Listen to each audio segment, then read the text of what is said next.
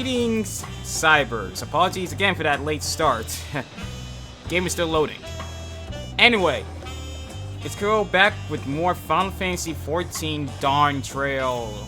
We last left off, we finally got started on this expansion that's been out for a week now. Oh, I'm so glad that we finally got into the story. We met with Lamat's father, her adopted siblings. One of them's a two-headed bastard. And we've already cleared out one of the feats. And we're about to start on the second one now, so I'm not going to waste time. Let's go ahead and get started on that with the approachable Pelu. To Urkupacha. I said this in the last stream, but trying to pronounce the names in this game is going to be the end of me. I've been waiting for what feels like days. It needed enough of Baruki Taco's defeating army. Must be nice. What is it you'd like to know? Our main concern was confirming the state of the road ahead. As I recall, to reach Urkupacha, we depart from the Arch of the Dawn, then take the road west of the first fork, so we'd be wary of anything along the way. That is indeed the way to Urkupacha. After the damage wrought by the recent downpour, however, we'll be doing more stumbling than walking. But do take heart.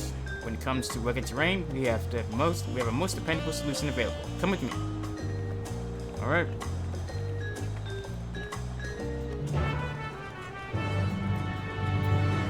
Wonder what that solution is. We have played the first rite and met the, what do they call them? The Vanu? No, Vanu, no. Oh, it's a race that is kind of like the Vanu, but also not. Their feathers are much more vibrant, and they are a lot more sociable. Got up with a little festival and everything, too. But apparently the feed was to see what was going on with their reeds. And turns out the festival float had something to do with it. Of course, the second promise, Corona found a different, much quicker solution using alchemy. Oh, we gotta use the alpacas, don't we?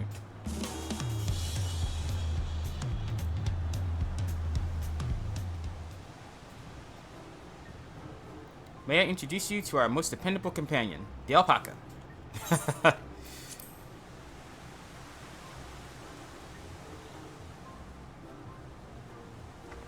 Let's look at Matt's beef with the alpacas. She mentioned they were ferocious or something like that, but I failed to see what the issue is. These animals can traverse Urkupacha's steep mountain trails as if they were gentle fields, all while carrying heavy loads. Our merchants would be lost without them. So they feel much the same niche as our chocobos back home. Sounds like it. You don't have alpacas in Eorzea? Nope. Alpacas are native to Yggdrasil. Eorzea has chocobos, and the Eastern lands have their horses. Why go to the trouble of breeding another pack beast in a place which ill-suits its qualities and where it is not needed anyway? But must we ride these little monsters? I get the impression you aren't fond of alpacas. Yeah, what's with that? When I was small, and being a bit naughty, I went around pulling on their wool. One of them spat on me, and it was the foulest stench you can imagine. Yeah, alpaca spit is nasty. I see. Are they all like? What do they like to ride? Alpacas breed as mounts and are inquisitive and docile. Even those without experience find them easy to handle. We're really doing this then? Yep. So, was my information useful to you? Yes, very helpful. Even if it wasn't what I wanted to hear. Good, I'll take my payment now. What, you want me to pay you? I guess I should have expected much from a Pelu merchant. Let me see what I have on me. The Pelu value the act of spreading joy through trade, as you should know. They take pride in making deals that benefit both parties. Ah, makes sense. Here you go, a fair price for fair advice. Yes, I made the trade with the third promise herself. My friends will never believe this. I shall be on my way now. I wish you safe travels. Off you go then, and thank you.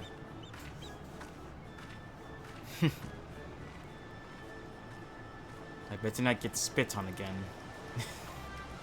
You brought that on yourself. Remain calm and gentle, and so will they. I'm still not happy about this, but if we need to ride the alpacas to reach Urkopacha, then that's what we will do. Let's get a move on, then.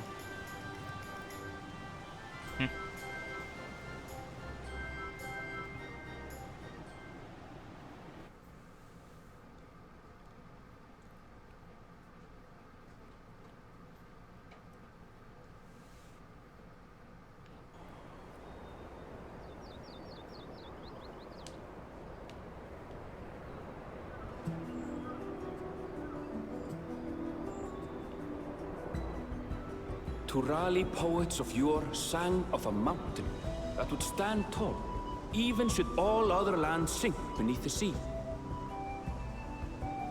Indomitable and eternal, it arises from Urkopacha, the 100 peaks of time.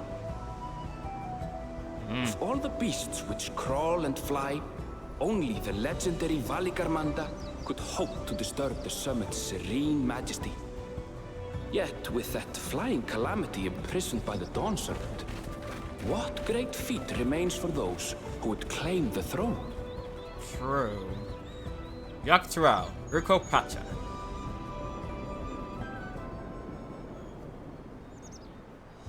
This really feels like some kind of I feel like we're in Peru or something like that. So this is Urkopacha. I've never actually been here before. Urkopacha. That's how it's pronounced. I think it's gonna take forever to get used to that. The air is so crisp and clear.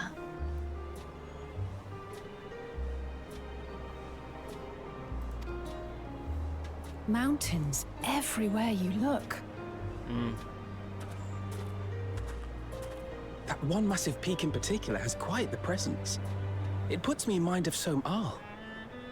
It kind of does, doesn't it? That is Workor Sormor, the tallest mountain in Yogg-Tural. Its sheer height makes it an imposing climb. But there are other reasons the ambitious keep their distance.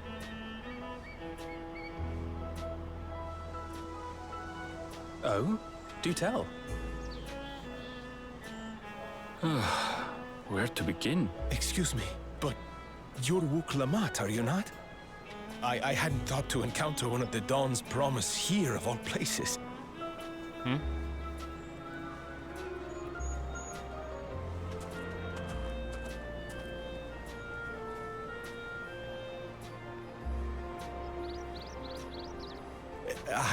But I should introduce myself.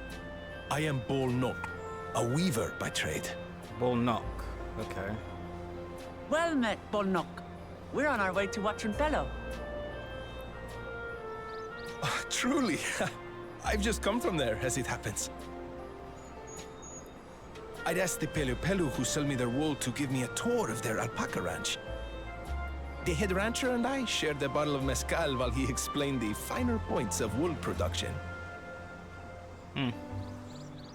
Mezcal, is that a local beverage?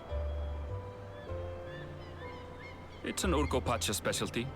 A spirit made from distilled agave heart juice. Distilled agave heart juice. Huh. Yes, and it must have done wonders for my mood, for I tripled my usual order of alpaca wool. Really? They did offer me a discount, though, so it wasn't a bad deal in the end. Those people know how to work.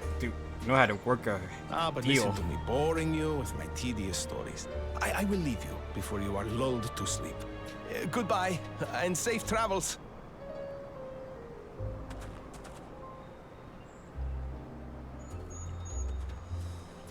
Oh, silly me.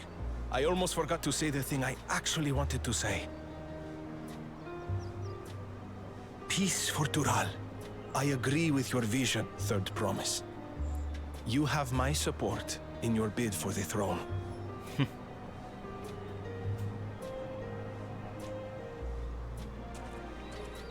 He seemed nice.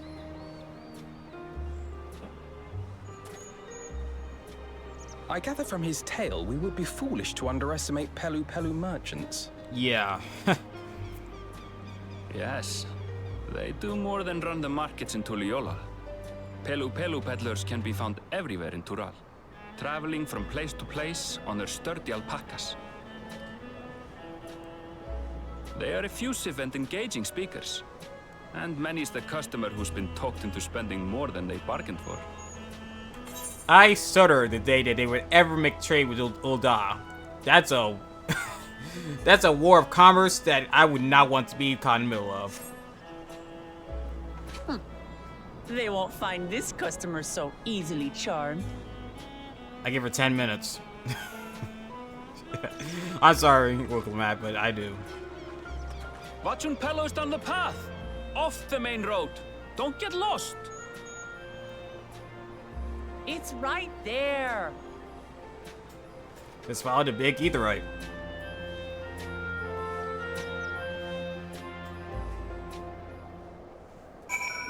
Is it snowing here? We just got here, it's already snowing. I can use the cool air anyway. I can't. I'm getting sick of the summer heat. Alpacas.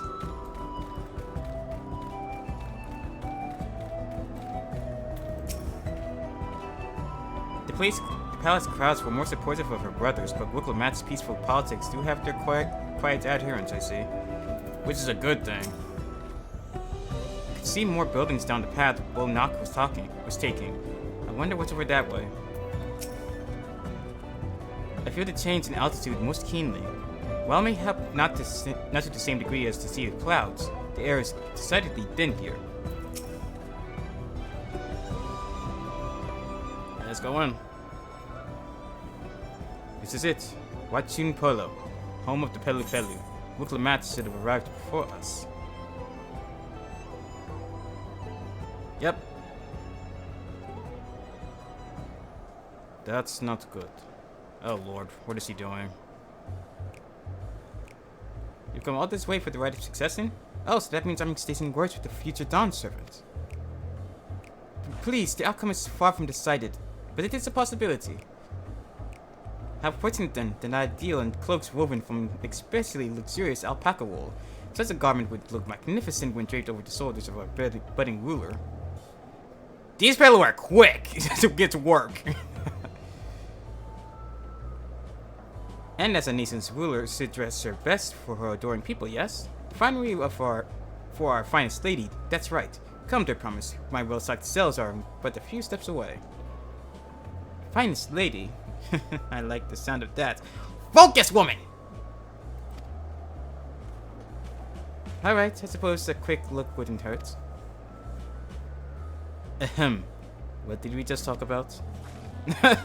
When did you... Just now. I know you're done with Matt. When I let you get involved in spending your guild like a Stinian did. Ah, Sedona from far off Zaktuel. Northern winters are bitterly cold affairs, I'm told. I cannot imagine how you survived them without a lovely warm cloak and quality of pack wool. No thank you. I'm not in need of new clothes at the moment, and neither is the third promise. Perhaps another time. Of course. My shop door is always open. At least they're not pussy.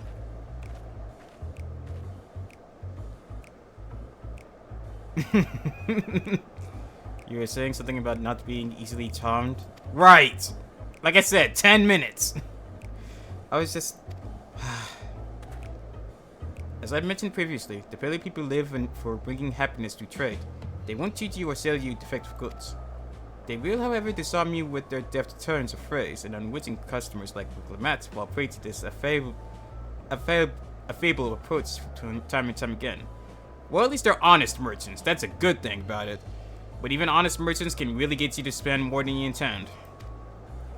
Your only recourse is a clear and firm refusal. They won't pursue the matter should you make your disinterest plain. That's good to know. A valuable insight into the minds of the Pelu Pelu. Let us all take Erinvo's words of caution to heart. Sure thing.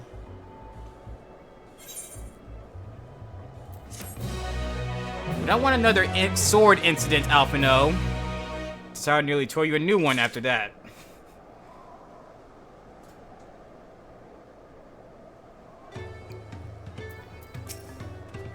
I swear, I let you out of my sight for one moment. You two really do act like siblings. Well, Clement's lucky to have Erinville. Everyone, royalty especially, needs a friend unafraid to chide them when the need arises. To which seems the Pelu are also partial to coffee. Are they now? All these houses and buildings made the Pelu size. And mine too, come to think of it. That is fair point, right? All the Pelu are pretty much the same size as children when you think about it. Odd. Traders of Happiness. Wuklemat is ready to search out the Dawn Servant's Elector. Not my finest moment, I'll admit. But now that we're here, let's do what we came to do. Find the Elector. Allow me to propose a strategy then. Cryo, Alize, and I will speak with the merchants. Wuklemat, you, and Erinville might try opposing the travelers and passersby. Good idea. Kogazan, go ahead and investigate any of the other establishments which catch your eye. Should we learn aught of use, let us relay it to the Dirt Promise.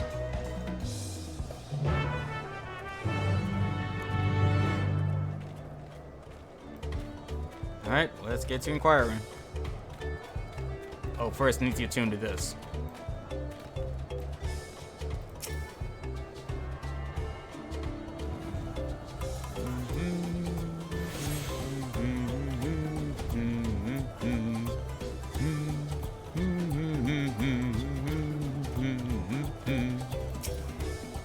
Distillery worker.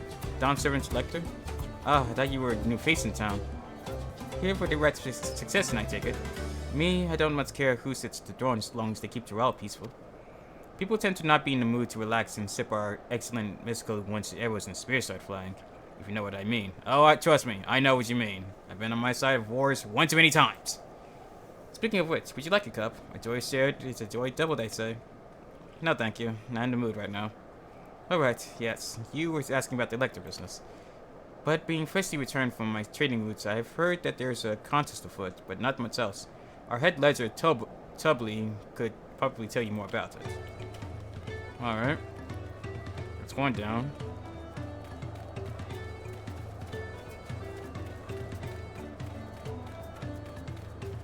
An impatient porter. Electors? Oh yes, I've heard all about the Rite of Succession. They're looking to put a new ruler on the throne, eh? Personally, I'm rooting for Zeralja. If the first promise wins, he'll look to expand our sphere of influence. That means access to more resources and more customers. In the thousands call him, protestingly. So many new trading opportunities to spread happiness far and wide. Others have been coming around to my way of thinking, so I've begun crafting goods inspired by the resilient sun. Would you care to purchase something? No, I would not. Very well. You say you want to know about the Elector. I could help you, but I won't. I can tell you're no supporter of Zeraja or his policies. Fair enough, fair enough. At least you're not a supporter of the two-headed one. I already don't remember his name, but I know I just don't like him. Her name is Bakulja? I think that's what it was. Mablu. Hello there, I'm Mablu. Did you have a question for me? About the Elector. Sorry, I don't know about any Electors. You should take a moment to see our prized alpacas before you leave, though. Oh, but be sure to admire them from a respectable distance. Get too close and our nervous darlings are maybe tempted to spit on you. And that stuff stinks. It happened to a visiting buyer not too long ago. Tobley, that's the head rancher, was so mad at me for not giving the proper warning. No one makes a mistake without Tobley noticing. He knows everything that happens on this ranch. That might be our Elector. Because this is the second time we've heard of Tobley. That might be who we're looking for.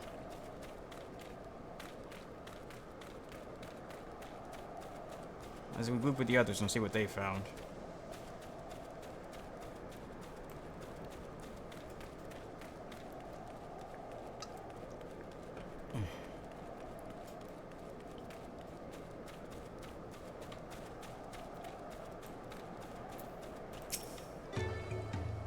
You really have to watch yourself around these silver-tongued peddlers. I almost bought a bottle of mezcal and a stack of blankets. And then there was this enchanting ornament. Woman, focus! Anyway, I did manage to learn that Tobley is the man to talk about the contest. If only they'd share where this head ledger of theirs is to be found. Really? He's also the head rancher? Well, the alpaca ranch is not far from here. I say we pay it a visit before the others return. Alright then. They just came walking from there. Also, eat the currants. Few young. Wow, that close? That ain't bad. Just how far are we? Oh wow, there's a lot here.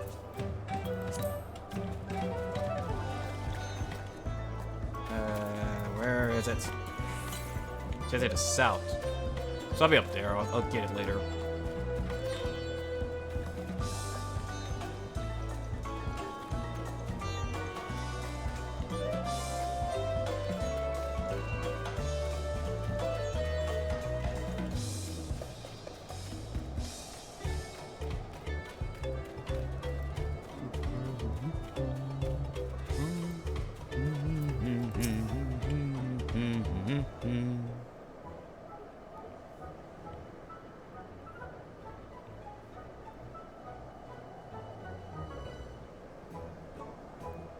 That is lots of alpacas. Still, we know that head ledger could be here somewhere. Yep, so suck it up. I cannot let fear deter me. Not to say that I'm scared, of course. Right.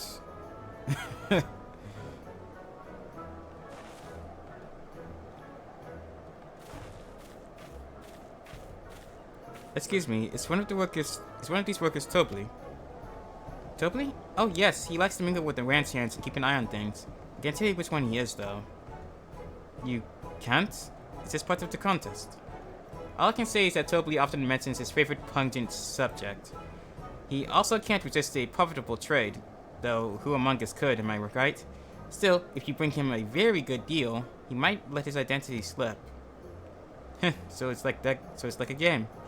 Easy enough. All I have to do is offer Tobley a deal he can't ignore. No problem at all. Well, maybe one problem. I don't think my purse is deep enough to pay everyone who we think might be Tobley. Let's ask some questions first to narrow down the field. Right. Great. We can meet back here to Sarah and Preston's.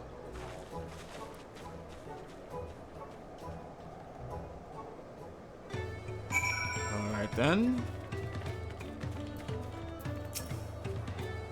Well, honestly, I'm not Tobley. I mean, oops, I shouldn't have said that.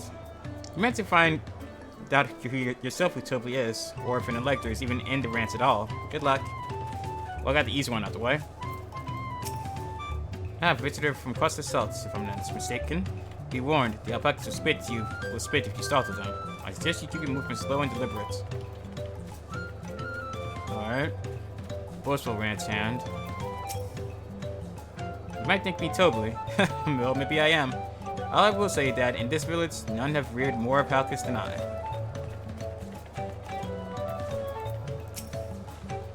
I'll sniff out the head ledger in a heartbeat. You'll see. Am I Tobley? Yes, that's me. Excellent work from the third promise in our entourage. Sharp instincts. So convinced the right succession then. That one seemed a little too nonchalant. I don't think it's them. I can tell they're not gonna make it easy. So, let's see, we've both done our interrogations. So who do you think it is? I have my suspicions, but let's hear your pick.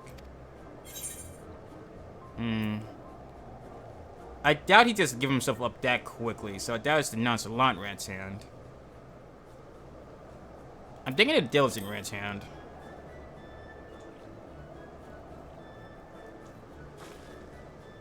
Ah, the worker is so intent on stable chores. I had my eye on that one too. Time to rip the mask off our mystery ranch hand, so to speak.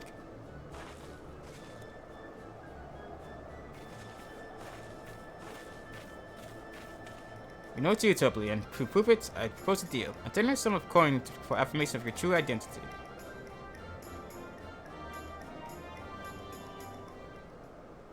An offer I gladly accept.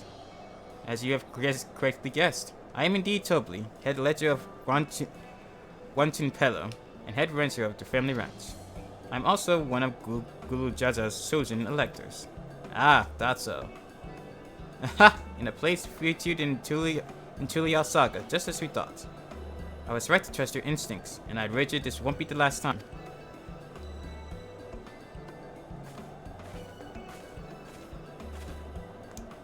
She found you fair and square, Tobly. And I'm glad she did. Would have been pity had our bid ended here.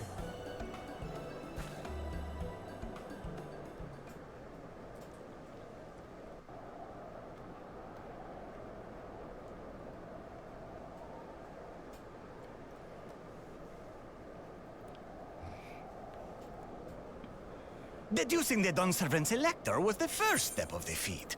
Too simple a task for this aspiring ruler, eh? Ah, clever. Right. Not hard at all.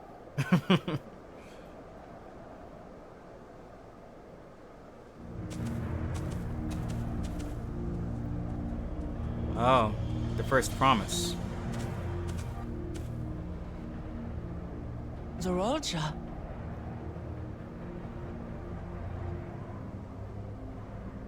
I am told the head ledger, Tobly, is to be found here. You have to guess which one of us is Tobly. That's part of the test.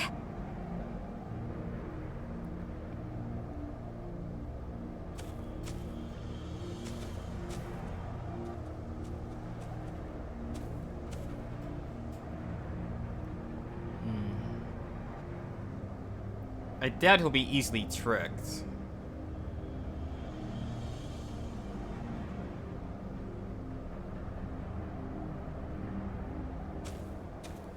You're Tobly. Got it in one. Without even asking a single question. Very impressive indeed. With that amusing prologue out of the way, we can proceed to the actual challenge. Right. Per the Dawn Servant's instructions, I was free to devise any manner of feat. I considered a number of possibilities in the 10th column. But I think I have a good one.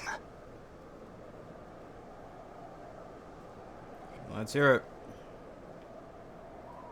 You must go forth and capture for me an alpaca. Uh-oh.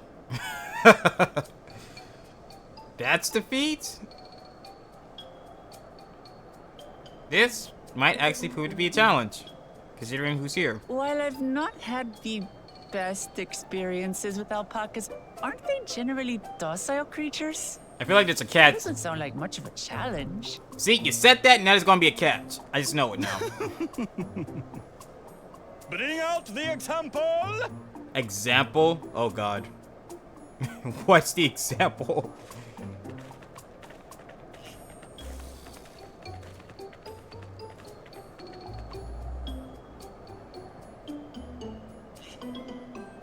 This is a special kind of alpaca. Would you please approach the animal, third promise?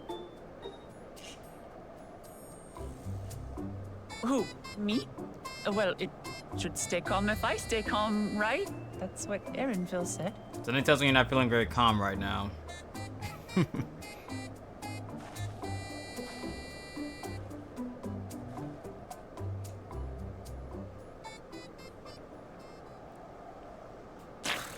Up!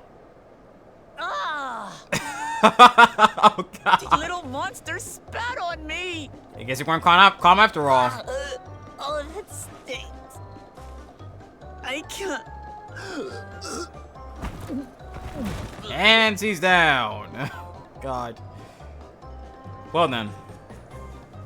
Alpacas are paradoxical creatures, being both extremely curious and extremely cowardly.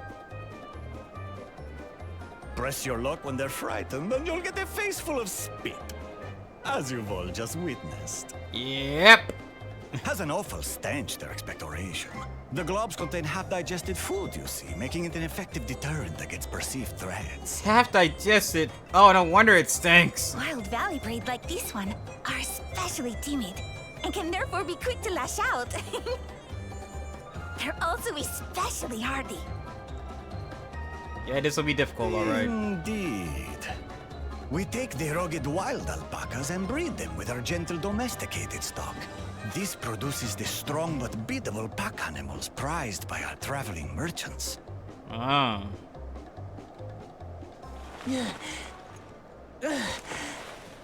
Thought you'd be down there longer.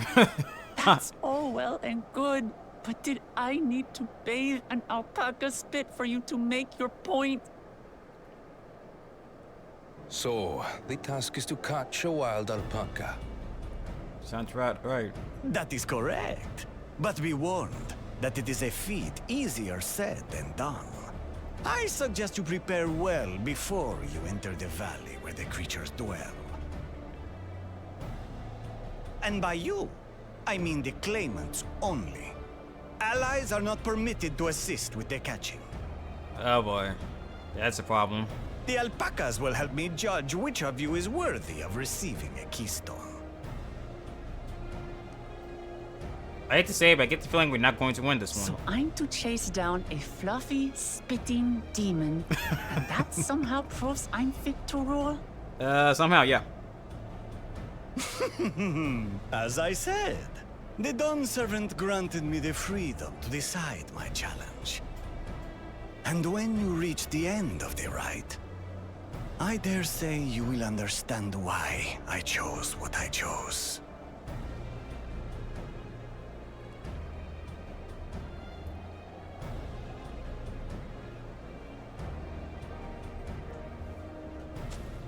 Very well.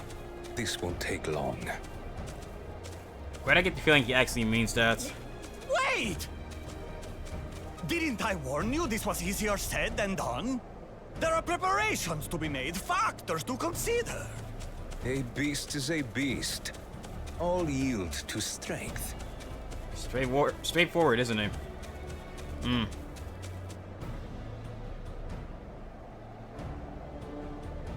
So far, this experience has done absolutely nothing to improve my opinion of alpacas.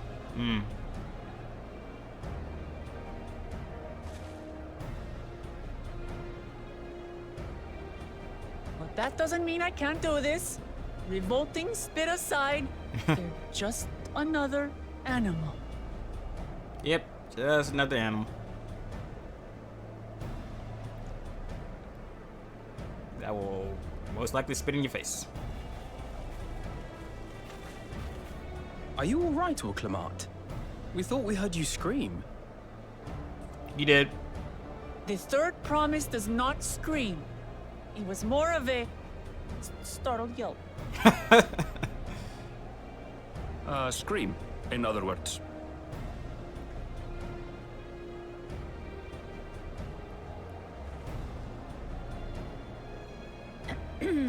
Did you find the Elector? Oh, we certainly did.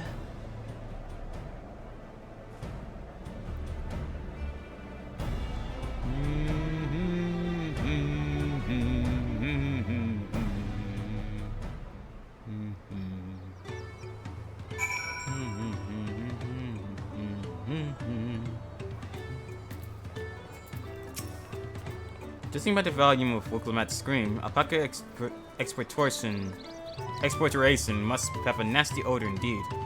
I'm content to remain ignorant of the smell. Agreed. Saraza puts me in the mind of Garlemald's own exalted son. The two, though, Xenos was undeniably more arrogant. And more than likely more deadly. And more annoying.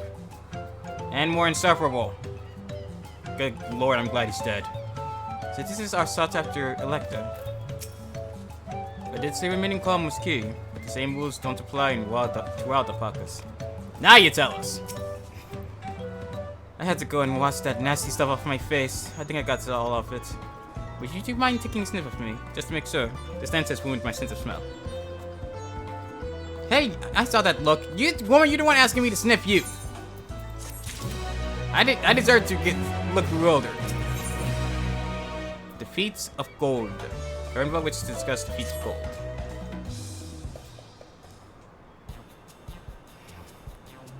As Wooklamat's help demonstrates, the Valley Alpaca are wary of people. Getting close enough to catch one will not be an easy task. You might have warned me about that earlier. I have enough trouble with tame alpacas. How do you expect me to wrangle a wild one? With the proper saddle, we infuse the leather with a relaxing scent that suits the spitting beast. Wonderful. Give me one of those then. If you perhaps forgotten, we are a clan of merchants. If you are going to tame the saddle, then you will need to find a saddler and make them an offer. Yep, figures. It don't come cheap, of course. Crafting a saddle will cost you the equivalent of 10 pel. In the thousands. In the thousands! Oh, Lord. You mean 10,000 peli? Pel? It's a pel or peli? Yeah, pel. I don't have that kind of coin. Converting to guild, that comes around to 1 million or so. I'm happy if we all pitch in. I'm sitting on 3 million, Alphino. I can pitch in, but not that much. No, this is my feat to accomplish. I wouldn't feel right having others pay the cost. I'll find the money somehow.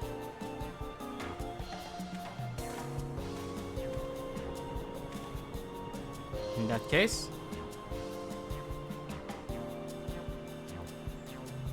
What's this? That basket of wool is worth the sum you paid me earlier. 1 pel, in the hundreds column. Beginning with the wool, you can trade for ever more valuable goods until you have something suitable to bargain with for the saddle. Ah, it's that kind of thing. Trading goods, trading different items until we find something that can amass to the amount equivalent of what we need. That's a nice gesture, but do you think I can turn 100 pel into 1 million? That's 10,000 times more. We need 10,000 pel, and that's 1 million. So we're looking for 100 times more. Oh, right. I panicked and got confused with Alphino's million gil.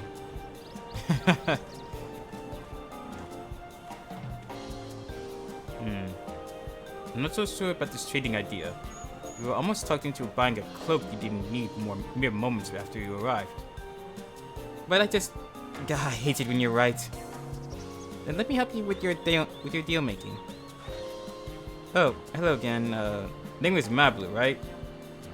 Mablu. I work here as a ranch hand, but I've also learned a lot about peddler profession. It's alright if I aid them now, yes? I guided the claimants toward the first step of the feat, like you asked. As long as Wicklamac goes alone to capture her alpaca, she is free to accept assistance from whoever she likes. Right, so we can help her with this part. But capturing the alpaca she has to do on her own. Let's see about getting you that saddle then, Dirt Promise. I don't know why you made your offer, but I could use an ally with a beak for bargains. Welcome aboard, Mablu. Should the rest of us stay behind, perhaps? It may be easier to haggle over prices without so many voices chiming in. Yes, stay here and pitch in with the rent work. With Mablu gone, I'll need extra hands to tend to the alpacas. Gladly, although, Kokuzan, I think you should go with Wicklamac.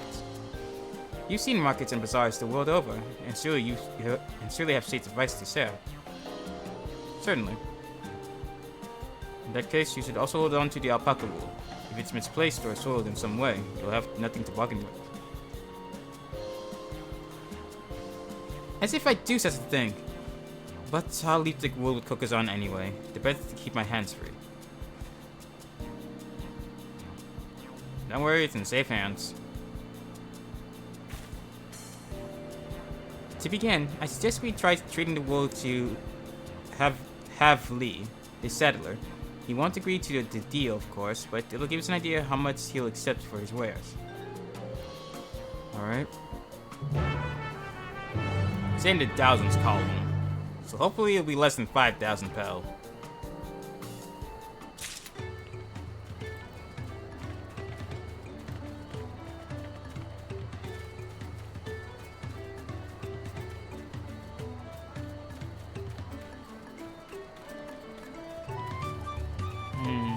Also, I'm just coming to mind, I think I'm slowly understanding the naming conventions of the Pelu Pelu. I think the males have their names end in Lee, while the females end their name in Lu. I think that's how it works. I could be wrong, of course. Have Lee?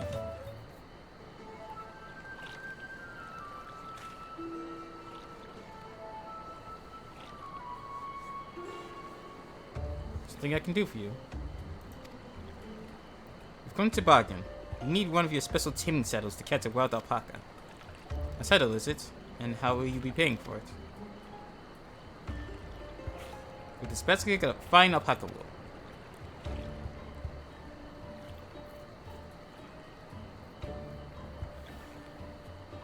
What use does a saddle maker have for wool? Besides, this would barely cover the cost of a single strap buckle. Offer me something I actually want. Of course, of course. And what might that be? Mezcal. I'd like to nurse a cup at day's end while I inspect my finished work. Bring me a jug of quality stuff, and you've got yourself a deal. Mezcal, huh? Alright. This bodes well for us, do it promise. Such mezcal can be had for only 5 pel in the thousands column.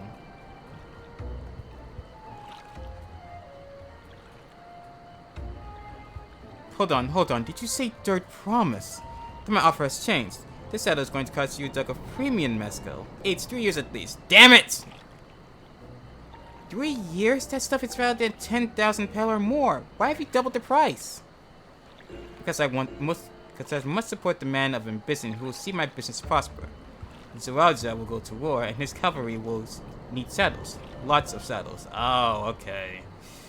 That's the way of it. You're a clever one. And I hate you. You're a clever one. I hate you for it, but I can respect it. It's nothing personal, I promise, but I won't show you my craft for anything less than my asking price. Oh well.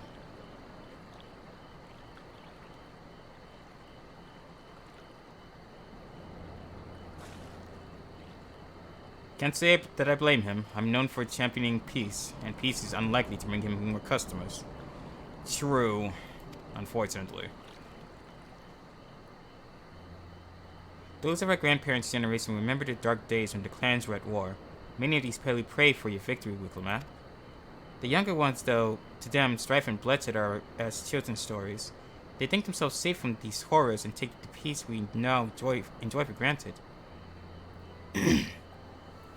While others are unsatisfied with this quiet prosperity and crave the future the second promise envisions, they've become obsessed with the innovations like the dirigibles and that have made trade swift and easy. Then you have those like have Lee, convinced that the first promise's plans for conquest will afford them opportunities for great profit. What about you, Mablu? Aren't you one of the younger generation? At least a year or two younger than me, I'd say. Oh, I was raised on the old tales. I've memorized the accounts of what it was like when the Yokoi ruled our village. That's why I offered to help. I want you to become Dawn Servant, to keep our nation from going back to the way it was. Well then, I guess I'd better make sure I'd win the contest. But the type of mezcal the saddle maker wants is so very expensive. Weren't we expecting to need 10,000 pel from the outset? Nothing's changed. We just need to get on with it. I may not have a head for trade or the stomach for alpacas, but I won't give up with the piece of Tilial on the line. Then neither will I. I will make you Dawn Servant. Aiming for that 10,000 pel jug right away will only bring us failure and frustration, so let's try exchanging the wool for anything even a touch more valuable. The trick is to find someone who needs alpaca wool and is willing to trade it at a loss to acquire it. Someone who supports your bid for the throne, for instance.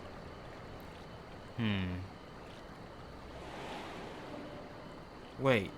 Bolnock, that's right.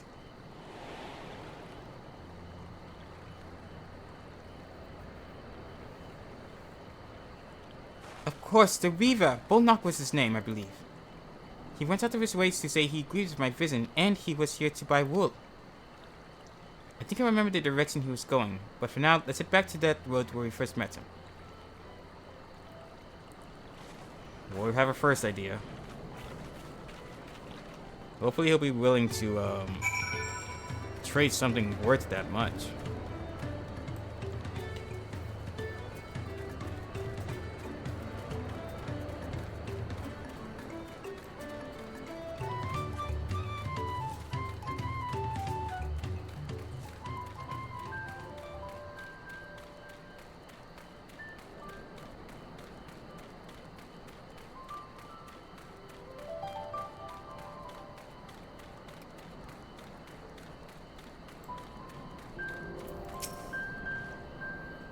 This is the spot.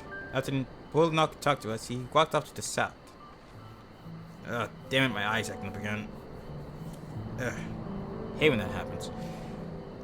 Then he was probably going to Luvicio's home. Ikuvio's home. Hold up. Ikavlo's Inn? Oh god, these names. Most visitors and Wanton Pello end up staying there. Let's go and check, shall we?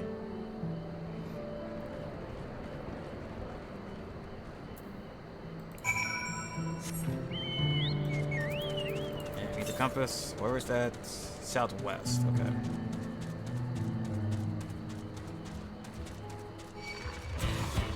Hey, Milan! I didn't wait to fight you. 99 yams west. There it is.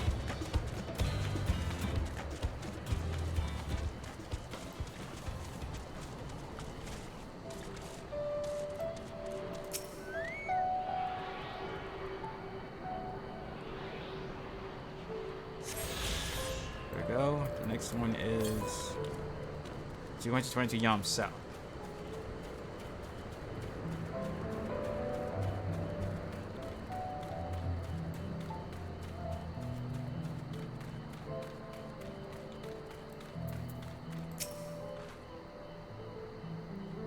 Can I have that basket, Kokuzan?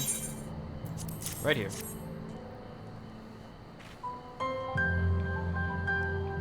Thanks. Now let's see if we can turn a profit.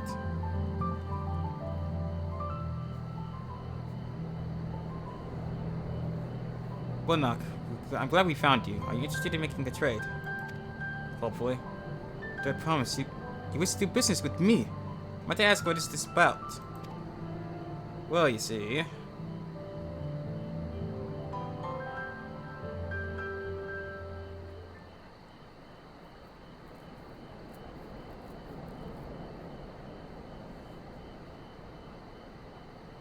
I see. So the goal is to turn that basket of wool into a jug of 3-year-old premium mezcal.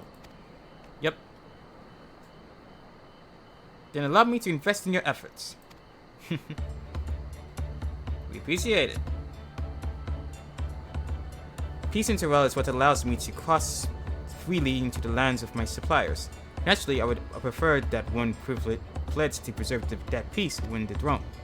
Thus do I humbly offer you this wool poncho, a small token that I pray contributes to your victory.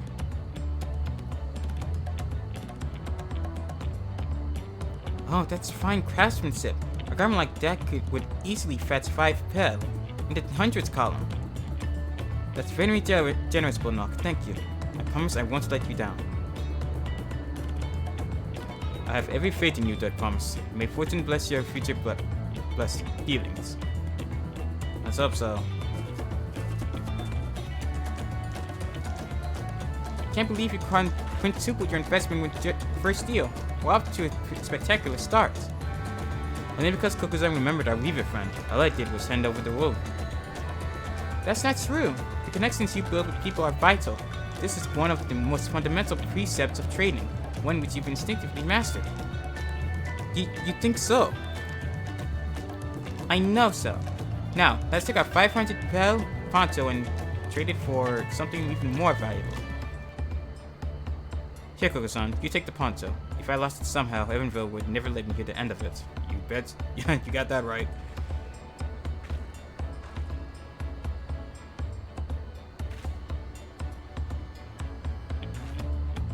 All set? Our next deal is waiting to be found. Let's get going then. Excellent trade. 100 pel to 500 pel. Success. You traded a 100 pel basket of alpaca wool for a 500 pel wool poncho.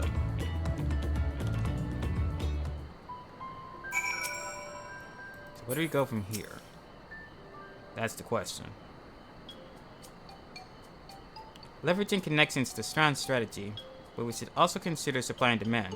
An individual in urgent need of a good poncho will offer more than a merchant supply looking to stock his shelves. That makes sense, but how do we know if someone needs a poncho?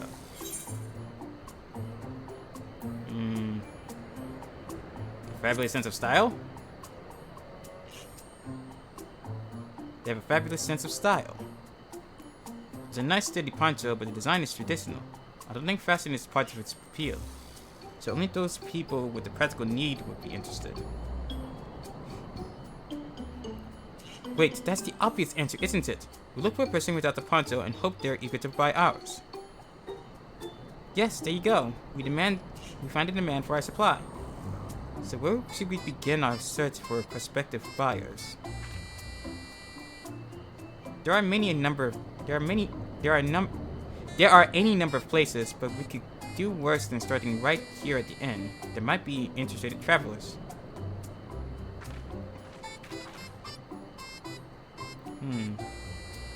Who here needs a poncho? Lots of Umoja hardly wear anything to begin with. Those are probably Lance Guard or sellswords. Umoja, who soldier for a living prefer not to wear much above the waist. It hampers their movements. Makes sense. So even if they have bared soldiers, Umoja carrying arms can be struck off the list. Right.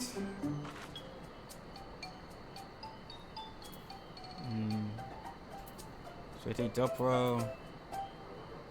Hard bit in a Hobogo.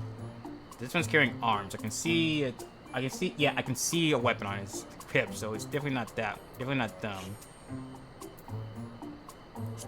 How about them? They're not carrying a weapon. They're definitely not wearing a poncho already. Let's see. No coat or cloak, but also no weapon. Oh, we might have a winner. Hello there, friend. You're not a mercenary by trade, right? I was curious about your bold choice of dress, or lack thereof. Oh, it was no choice of mine, believe me. I was attacked by beasts on the way here, and really escaped with my scales intact. My coat was not so lucky. I'm actually a toolmaker from Tuliao, and was dressed quite smartly. All the better to show Pelu I am a man who takes pride in his appearance, and therefore his work as well. But now look at me. Well, sir, it's your lucky day.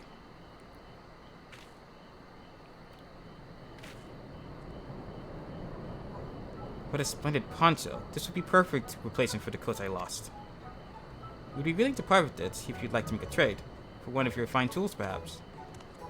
What about this hatchet? I kept it to myself, and I will vouch for its quality.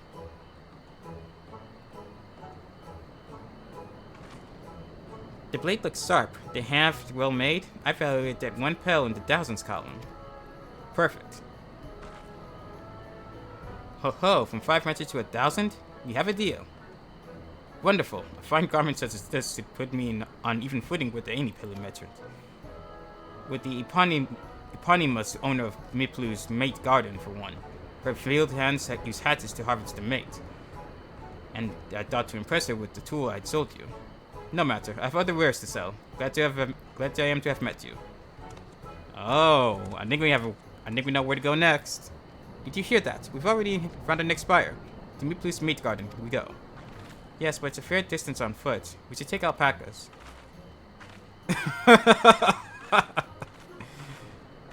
These ones will be the calm type, right? Let's hope so. Excellent trade. From 500 to 1,000 pel. We're on the right track. Surprisingly enough, I was expecting to mess up at some point here.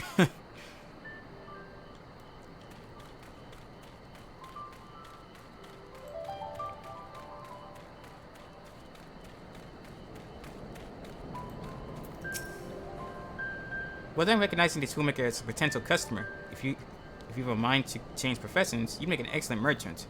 No thank you, adventuring's my term of trade already. Maple Stream. Wicklamat steals herself for the right to find your next trading partner. Before it gets moving, you should be the one to hold this. Right. With that, I suppose we should hop on the alpacas Mayblood has so kindly provided. Ready to go? Let's mount up. Get the alpaca ride? Yes. And off we go. And it's off to the mate field we go. Please don't spit. Please don't spit. You'll be fine. These ones are accustomed to people. Good to know. I still don't trust them. Oh, calm down. You have a knack for writing, no matter what you say. death of our alpaca friends, we probably would never have become traveling merchants. Can you imagine all the walking all the way across throughout? True.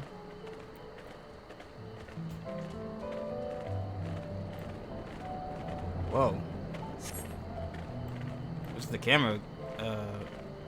Wakazuma. Wasn't that the name? A foreboding sight, isn't it? One I've never appreciated up close. That's one hell of a mountain. You have to take the long way around the cliffs to get there, to the highlands belonging to the Yakhoi.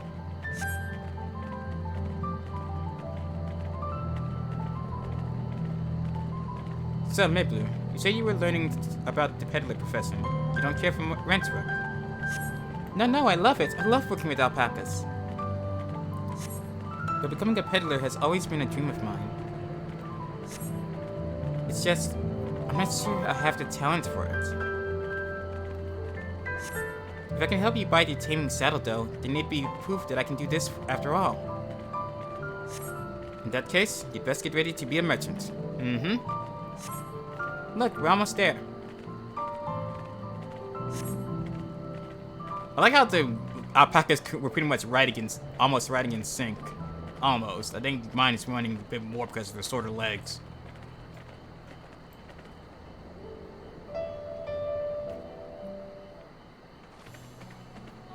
That was nice. We made it, and without a single smelly incident.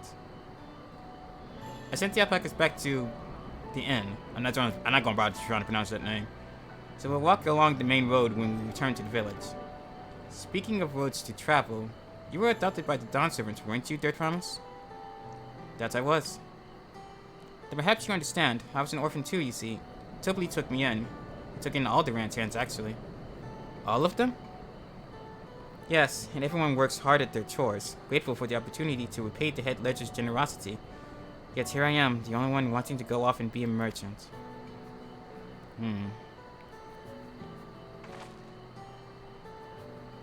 I'm sorry, I don't know why I'm telling you this. We need to keep trading things for your saddle if you're to prepare for the feats of gold. As it's mate harvesting season, they can't have too many quality hatchets. Add to that Wiklamat's way with people, we should have no trouble making a favorable deal. That's Miplu herself over there. Pass the hatchet to the Dirt Promise, and let's get to bargaining. Alright.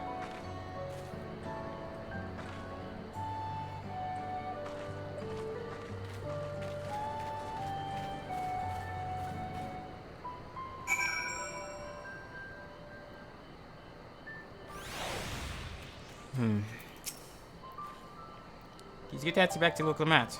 We should let her do the end of the talking. You have that little axe for me? Right here. Thanks. Now to see what we can get for it. Hopefully double or triple what we already got, but it's worth. You are Miplu, the owner of these fields? I have a mind to trade if you're interested. Well, the Dirt Promise. I might be convinced to entertain a proposal. What do you have to offer? This hatchet, voiced by a seasoned artisan, the razor edge of this exceptional tool will make light work of your crops. The quality is acceptable, I suppose. I'll offer you a large sack of mate leaves in exchange. A sack of mate leaves is valued at 1 pel in the thousands column. The same price as the hatchet. The deal will bring us no closer to the mescal. If I may, Mistress Miplu, the harvesting season is not. Does not the demand for hatchets afford them a higher value? It is indeed the season, which is why I procured an ample batch of tools well in advance. It's prepared ahead of time. We've missed a window for demand. In that case, we'll have to fall back on connections. Think of it this way. A generous deal here will put you in the Dirt Promise's good graces. Surely that's worthy of consideration. I do not wish to give offense, but I must tell you that I stand with the second promise. These innovations will improve every aspect of our lives, I believe including farming, and I will no longer have a need for hatchets. I assure you that I have nothing but respect for Wiklamat. That is why I'm prepared to purchase a spare hatchet at a fair price. I suppose it is fair given your reasons, but we ourselves would be no better off for the transaction. How about this then? If we were to help bring in your harvest, would you give us a better deal? As a matter of fact, I would. Until Corona reforms come about, I can always use more hands on the fields. You can go ahead and add our labor to the bargain.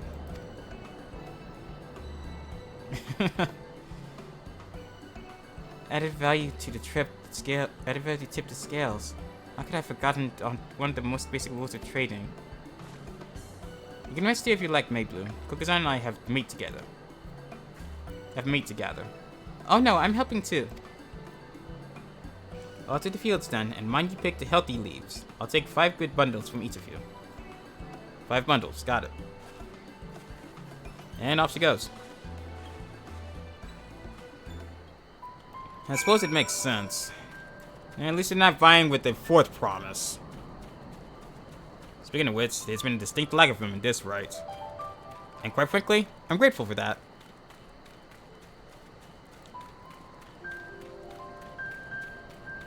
Let's see what they have to say real quick.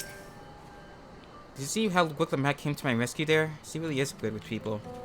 He is, isn't he? I wasn't sure if Meatblue would bite, but it goes to show that you never know until you try. Yep.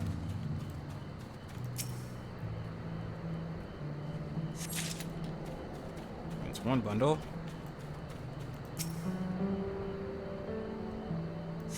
2.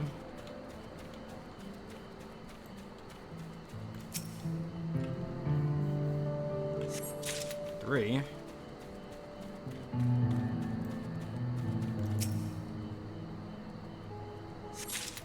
4.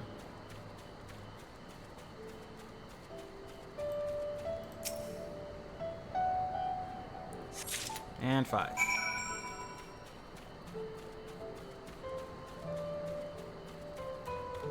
Also, is there anything current out here? Oh, one real close. Up there. Go and grab that real quick, and then we'll turn in the mate leaves.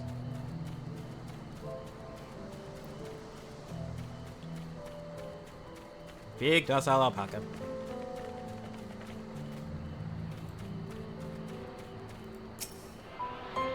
Let's do this. There we go.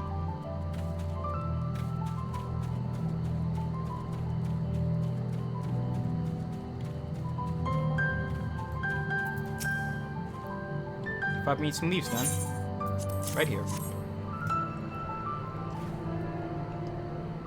An acceptable harvest. We'll see how your companions fared before making decisions, though. That's fair.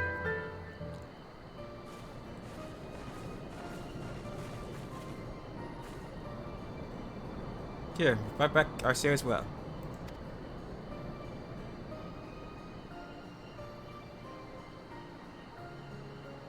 Thank you, dear Promise. This is more than enough to hold up your end of the bargain. Now it's time to honor mine. After adding the value of your labor to the price of the hatchet, I'm prepared to offer you a full sack of our highest grade mate leaves. And how much would these go for? Premium mate!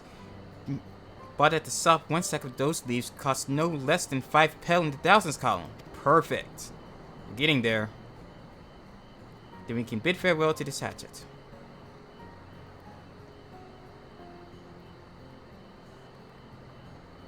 I'll give it a good home. Talked over the contest aside, I'm glad we could come to a mutually agreeable trade. As am I. All the best with the rest of your harvest.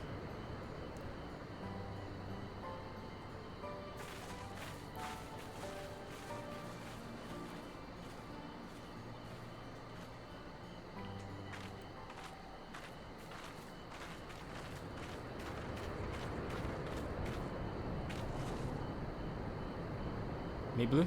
What's wrong? It's as I was saying before, even after everything Tobli's done for me, I'm planning to abandon it all and become a merchant.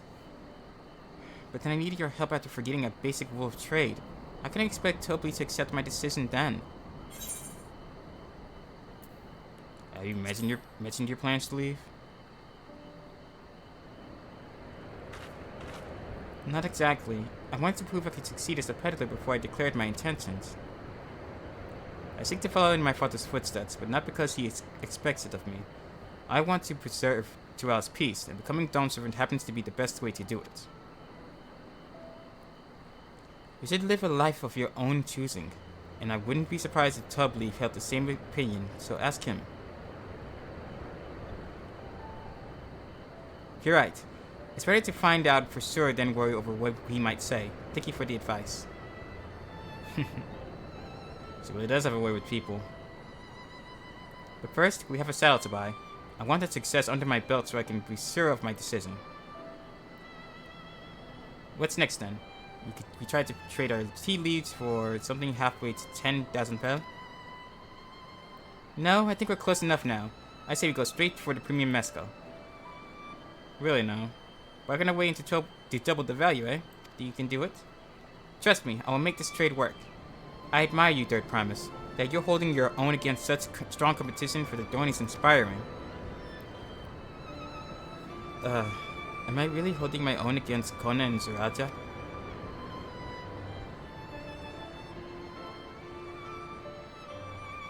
I mean, of course I am. I'm Wuklemat of the Dawn's Promise after all. Don't think I didn't catch that hesitation there. It's alright being the silent protagonist. Excellent trade. 5,000 pel. Success. You traded a 1,000 pel hatchet for a 5,000 pel sack of top grade mate sleeves.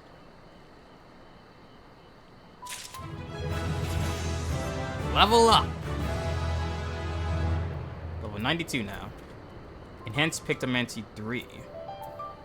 Ooh, Rainbow Drip. Deal unexpected damage to all enemies in a straight line before you, with a potency of 1,000 for the first enemy, and 85% less for all remaining enemies, and grants white paint. Nice. When Rainbow Bright is active, Rainbow Drop can be cast immediately, and its recast timer is reduced. Oh, I see. I'm now looking at the cast timer. Good lord. Upon execution, the recast timer for this action will be applied to all other weapon skills and magic actions. Ooh, wow. This is a strong magic spell done. A premium deal. Wuklemat has her eye on a jug of premium mezcal. Before we go, let me give you the mate sleeves. I don't need to risk proving your Irvinville's points. Alright. Ready then? Our next stop is the Mezcal Distillery.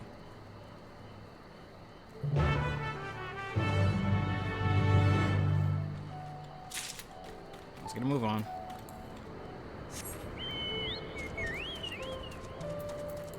How far from the next current? Northeast. Leave me alone! I did not wish to fight you. I know it's just fast travel. I don't know why I didn't just do that.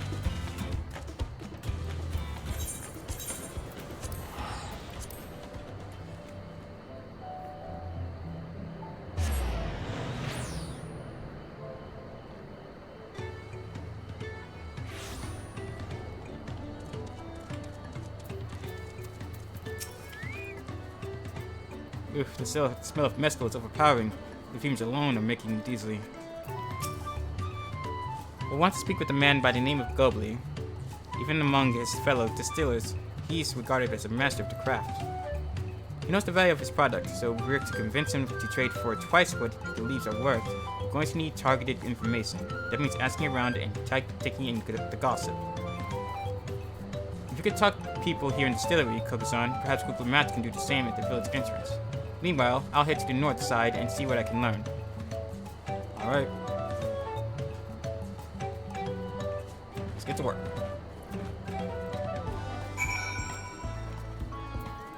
The bell job. Me? I'm Seth from Tuliab. I often come here to buy Gobley's mezcal, the finest in Tural according to my customers. He's always bringing out a jug during our dealings, but I can't hold the stuff too well myself. I take small sips, not wanting to be impolite, you understand? I still end up so aided as to agree to whatever price he quotes me. It would be nice to have less potent refreshments during such conversations, else I might have to seriously consider our arrangements. That stuff must be real good. There's not much I can say about Gobley, but I can tell you that Gobley's been saying. The other day, he was muttering about monsters prowling around agave jaws. That's the field where they gather ingredients for the mezcal. Their presence has made it harder to procure the said ingredients and thus driven up the price of his product. A boom, some might argue, but it's hard to celebrate when it affects the worker as it does. Can't rightly bring joy to people if you can't keep making the thing they love. Oh, I feel like we can use that to our advantage. Soothly. Doubly might be deft-handed at distilling, but he's got no sense when it comes to appearances.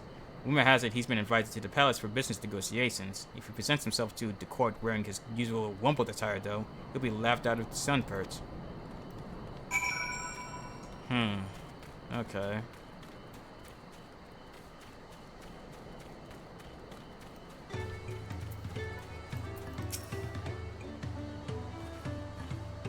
So, what did you find out? Quite a bit, actually. Oh, we can use all of those tidbits. The deal is as good as sealed. As for me, I found out what Gubbly is working. There's a millstone at the top of the slope behind the distillery. You go on ahead and I'll bring Rue Clement. Alright? Thing up there.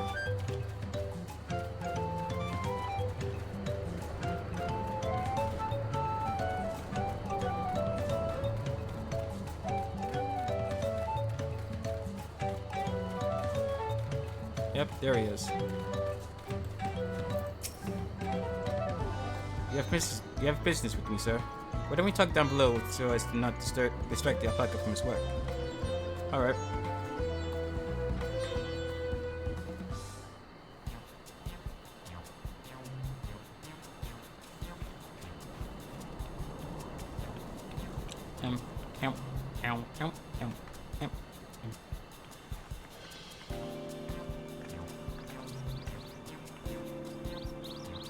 Now, what's this about? Keep it brief. Keep it brief, if you would. I'm a busy man. We're in the market for a 3-year-old jug of premium mezcal, assuming you have any on hand, that is. Ah, an excellent choice. I must warn you, though, it doesn't come cheap. We don't have pale, but we can offer a sack of maple leaves in exchange. It's top-rate stuff, like the mezcal. No deal. Maple leaves are well and good, but I don't have any use for them. Damn. So much for that plan.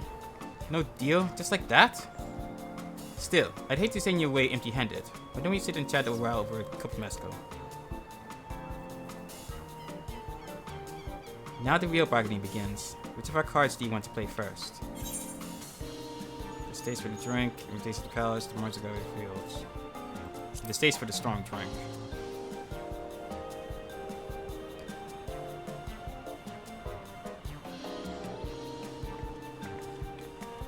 I appreciate your hospitality, but I'm afraid I can't hold my drink. I've heard one of your regular customers, a Hobigo chef, is the same.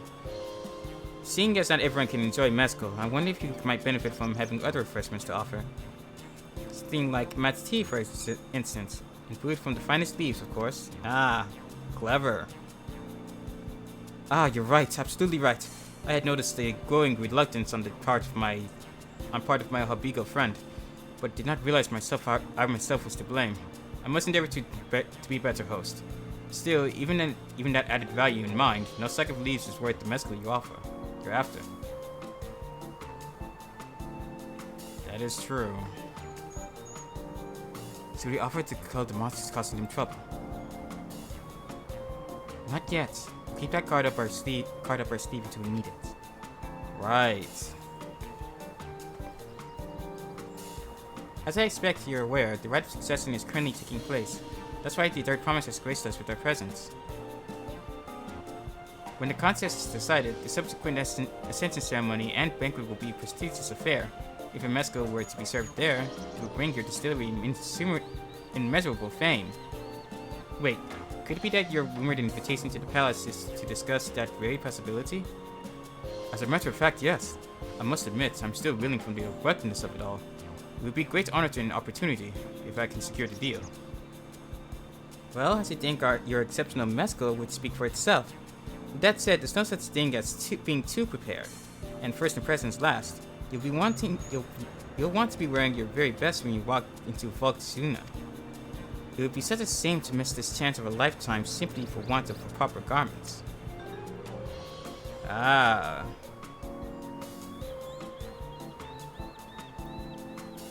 That it would. Are you saying you have garments to offer? Something ideal for court? We have no garments on hand, I'm afraid, but we can provide you with the next best thing, an introduction to a weaver. Ah, his name is Bull Knock, and his works are highly regarded in Tuliao. She does have a knack for this. As a supporter of local mats and keen observer of palace policies, he will doubtless be happy to guide you in selection of an outfit to fit his golden occasion. It is certainly a tempting proposal, and one which I should like to take full advantage, but the scales still aren't quite balancing. Now we offer to call the monsters. Say, weren't there monsters running amok in Agave Jaws? That's a problem we could easily solve for you. Truly, I would be most grateful for your immediate assistance. I was resigned to hiring sellswords to kill them out. Factoring in that saved expense and an introduction to a trusted weaver, this is shaping up to be a sound bargain. Alright, you have a deal. Yes, I knew it'd come around. Give us a moment and Kokozan and I will take care of those prowling nuisances. In the meantime, I'll use the time to pen an introductory letter to Bull Knock. The fields you're looking for are just north of Guangchun Pello.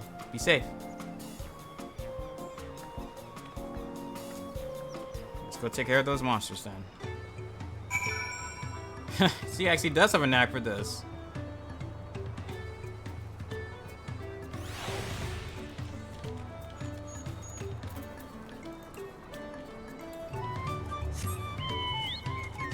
Alright, let's head to those Jaws. Jaws. What kind of name is Agave Jaws? 200 yalms northeast.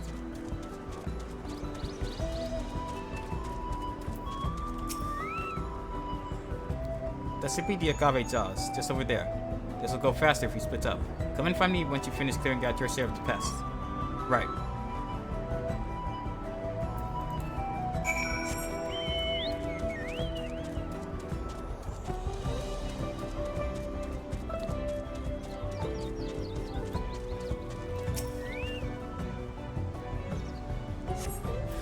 Let's test out this new rainbow drip.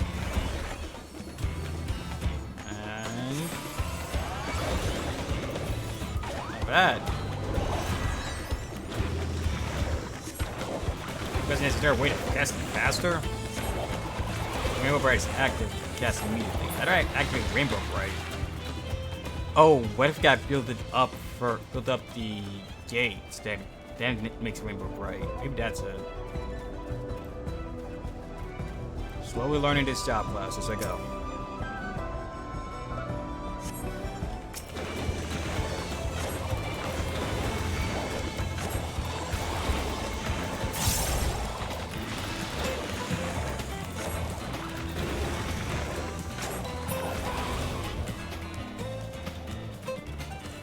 Over that way.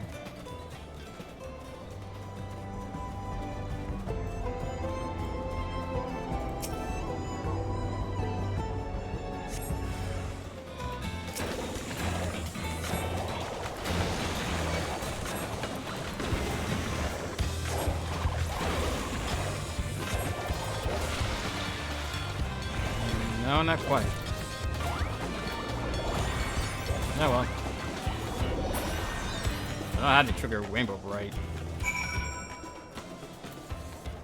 But you taking care of the beasties. The ether current is somewhere down this way.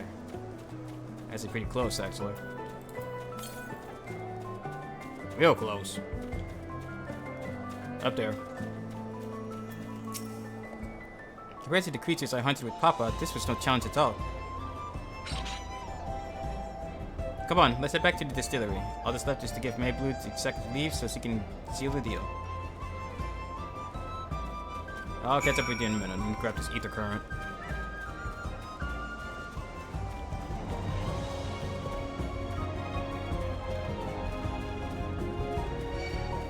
I'll also try and get past these monsters.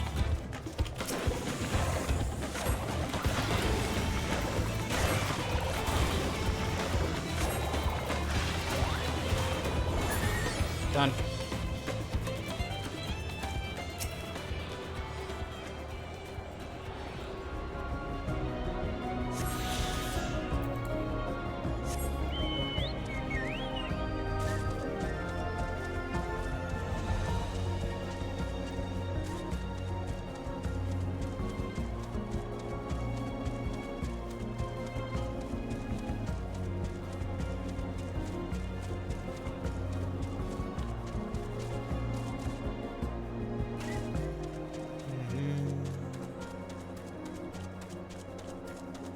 I like how this place has light snow here. It's nice. But frankly, I'm not used to snow anywhere else besides Garlemald and Isgard.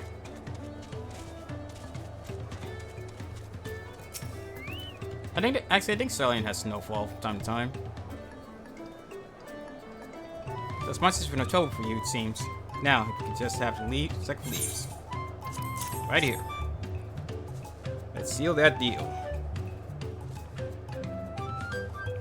Thank you for looking after our precious trading goods.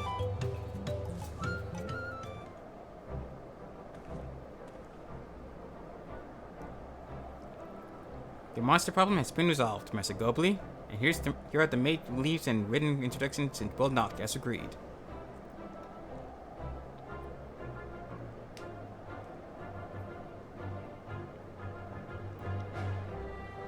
The deal is done. Here, your jug of premium mezcal, aged 3 years. Please accept it with my compliments.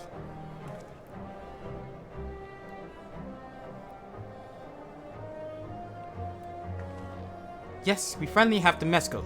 Good work, especially you, Mabley.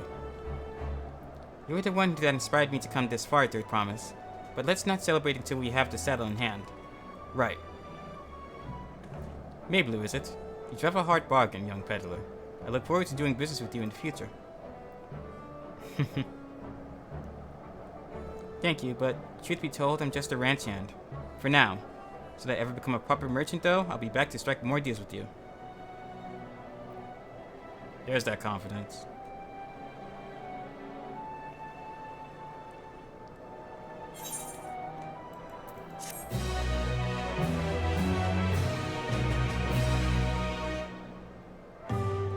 Excellent trade. 3-year premium mezcal.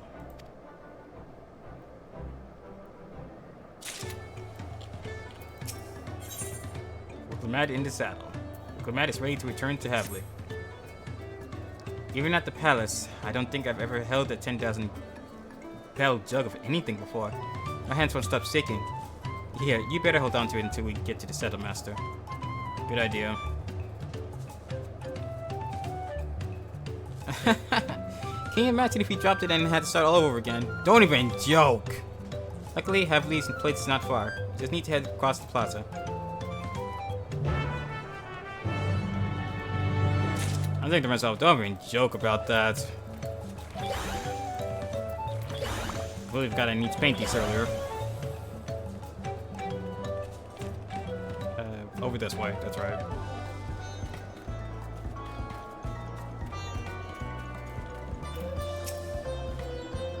Their promise looks ready to trade the mezcal now. My price is final. Bring me a jug of premium mezcal, or go bargain with another saddle maker. This is it, the trade we've been working towards. There you go. Phew, still in one piece. Right, time to make our deal.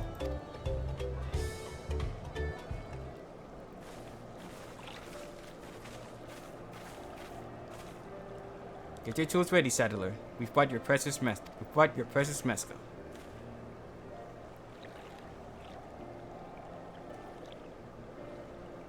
Wait, you actually got your hands on a jug? But you had nothing, a few measly clumps of wood. Wool. What we had was an inspiring trader with a gift for negotiation.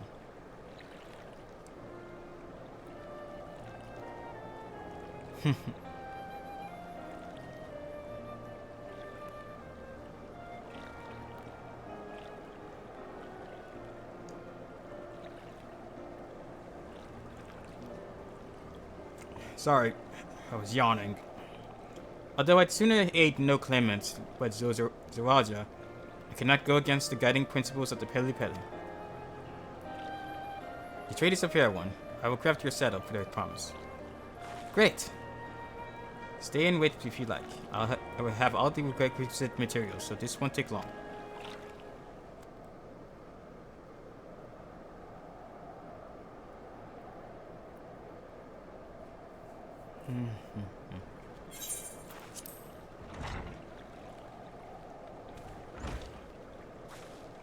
I think this is voice. No, it's not. Your commission is ready. Catching a wild alpaca is never a simple affair, but you'll have an easier time of it with one of my saddles.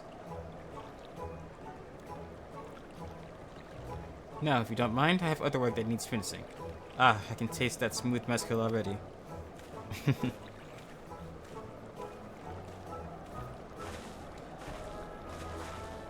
We did it! The saddle is ours!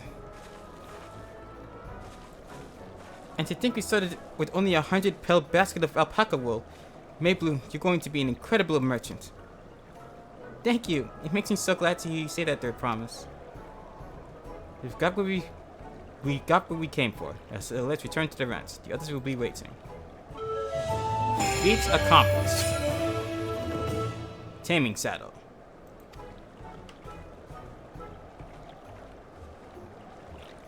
I did wonder how they're doing over there at that ranch.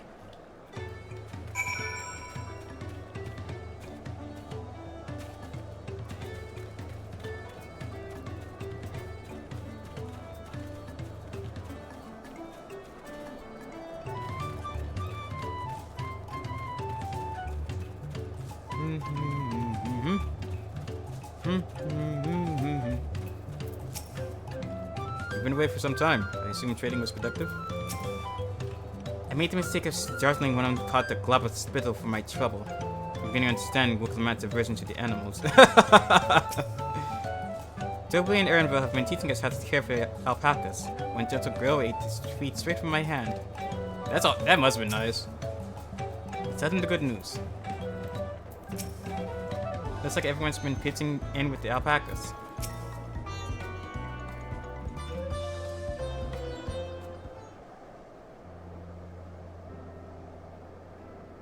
You've acquired the saddle done. Yep. Yes, and thanks to no small parts in Maybloom. Before you rush off to catch an alpaca, though, let me teach you how to saddle one. I'll bring out one of our Wildborn friends so you can practice. That's nice of her.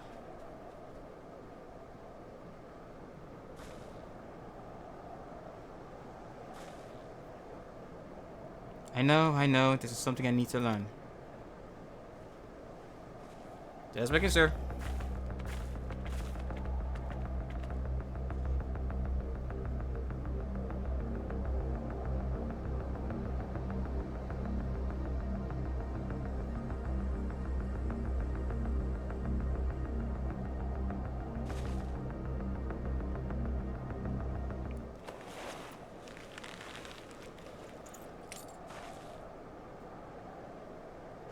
Great sucking gods, I did it. There you go.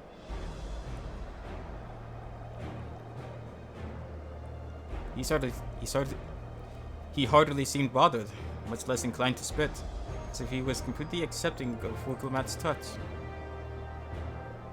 That's because of the singular scent with which the saddle has been coated. Alpacas find it very soothing. Good to know.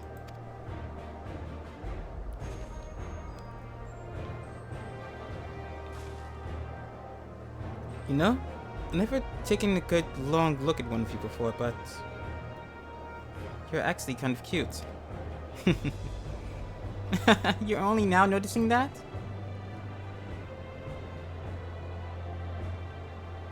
Zavalta, he's back. What in the? Why is that one signing? Haven't done exactly what he set out to do. That alpaca he brought, is it me or is it glowing? I've heard tales of such a beast. They say the golden alpacas live a solitary existence deep in the valley, where its sun is the company of both man and its own kind. And he managed to capture it? How?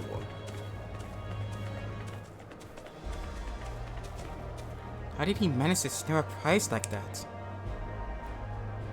A beast knows its betters. Faced with overwhelming strength, it will yield rather than risk death. An apt illustration of how greatly the power of the first promise exceeds yours, Wicklamat.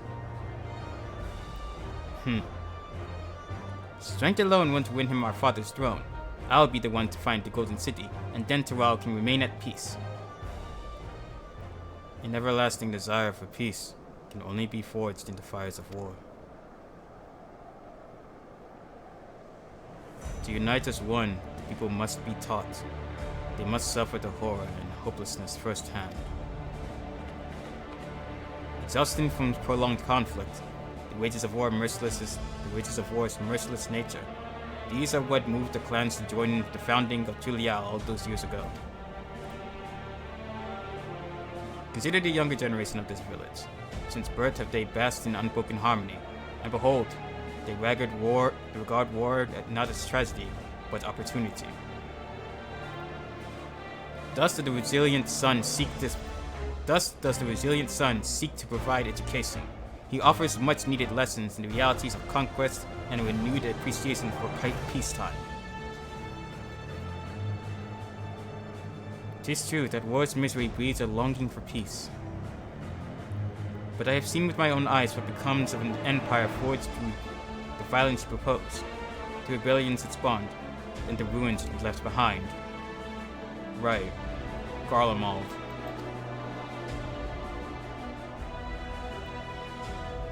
The Gallian Empire was the congregation of simpletons.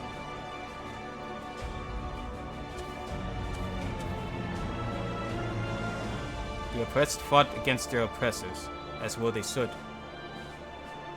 Men are not beasts. Only a fool would seek to rule over all with the threat of force alone. This is why Gulu Zaza did not elevate the Mamolja, why he treated all clans with equal respect. However, the first promise has his gaze fixed upon more distant horizons. He would unite not only Tulial, but the star in its entirety. What? Why? I need not explain myself to you.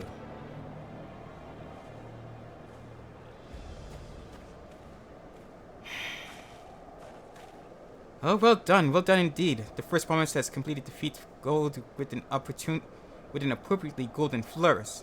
May I present to you your much-deserved keystone.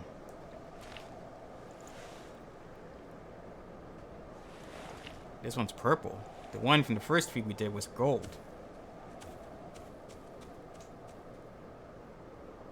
He's always been like that, never sharing his innermost thoughts with me or even Kona. It's like we're not even family.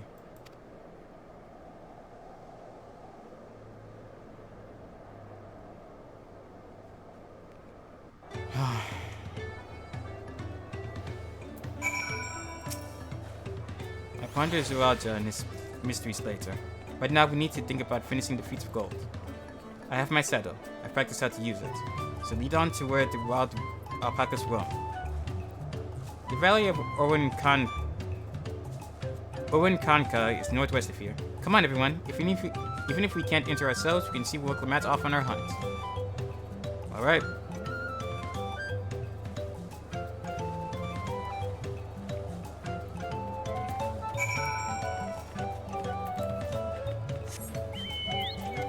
All right. Where's the next Ether Current? 354 Yalms west. So I need to cheer on Wicklamat. Yeah, that'll be easy to do. I've been cheering her on this entire time.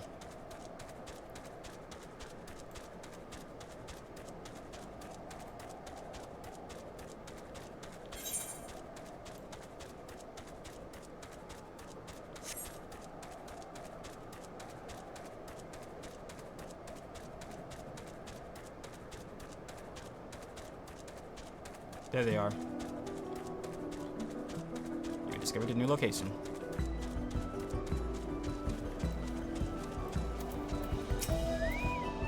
I can do this. I know I can. Chiron Wicklamat as he marshals her courage to attempt the harrowing task of capturing a wild alpaca.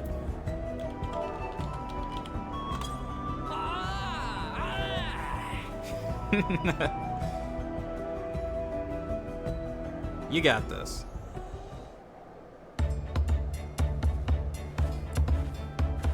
Good luck there, Promise! Thanks. I'll need it. Truth be told, still not sure about alpacas. I'd rather not go near one if I can help it.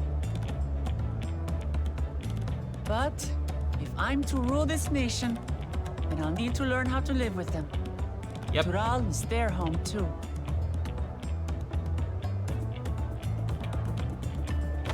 Right.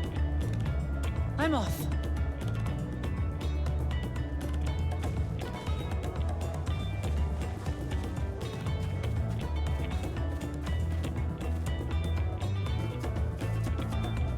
So, shall we head back to the ranch, or...? I'm staying here. Alright then. As will I. Wooklamart is alone in this. The least we can do is stand watch and await her return.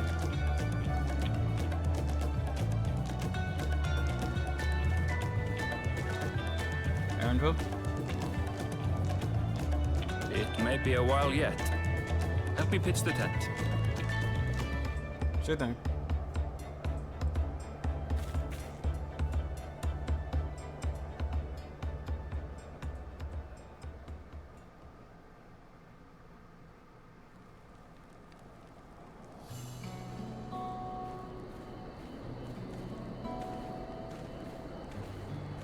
Trust a gleaner to come prepared for anything. Yep. What's a gleaner? Someone whose job it is to travel the world and procure uncommon things for their employers. Erenville specializes in finding animals, I believe.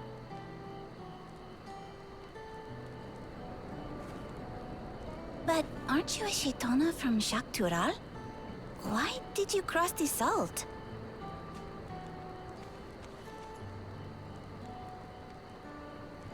When I was much younger, the thought of leaving Tural never even occurred to me.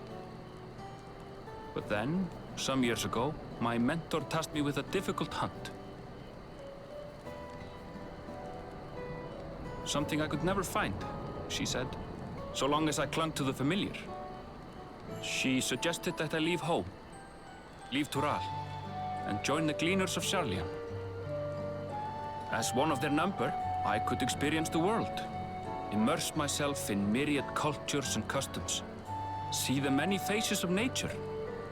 And once I had learned what is truly important, I would find that which I seek.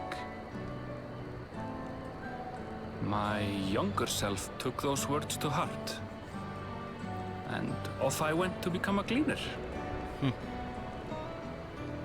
Her words alone moved you to leave behind everything you'd ever known? You must have great respect for your mentor.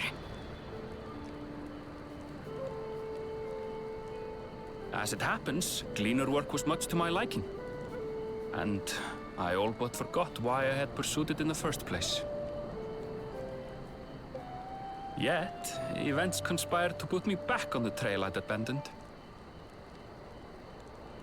Wait, are you saying you were tasked with finding this city of gold? I was. And though my hunt is now entangled with the rite of succession, I mean to see it through. Well then, I understand completely. We all have our reasons for seeking the Golden City. Which is all the more reason for us to work together. Just so.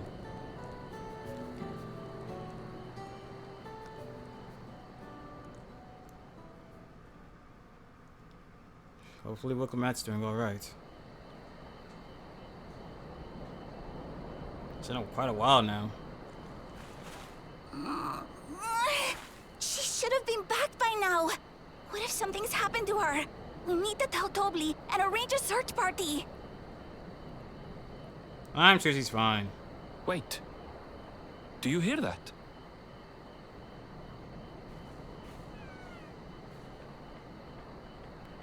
And there she is. Knew she could do it. I did it.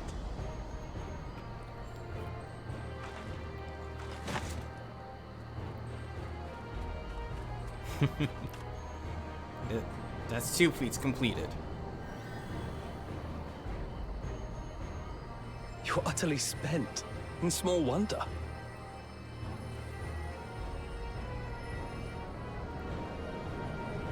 Well done, third promise. The ranch isn't going anywhere. Take a rest in the tent.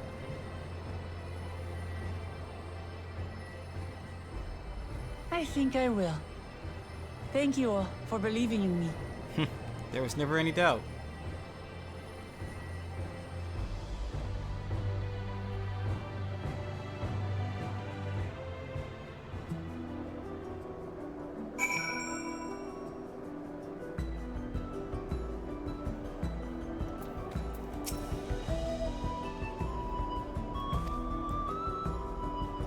In their pockets, she tamed a healthy-looking beast. Surely this will be enough to satisfy the feat of gold? Let's hope so. Knowing the Peli Peli, Maybelline is minded to rush ahead to the village. But the match still seems a bit unsteady on her feet, hardly surprising after the night spent teasing alpacas.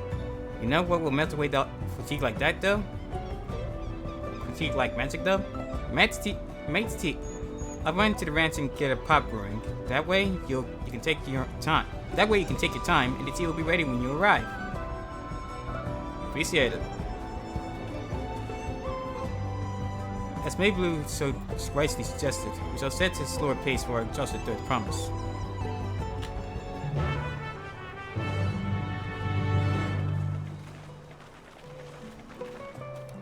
You all can do that. I have a mind to just fast travel there, but first... Where's that, ether current? Somewhere to the northwest. Southwest. Up there. Oh, gotta climb up that.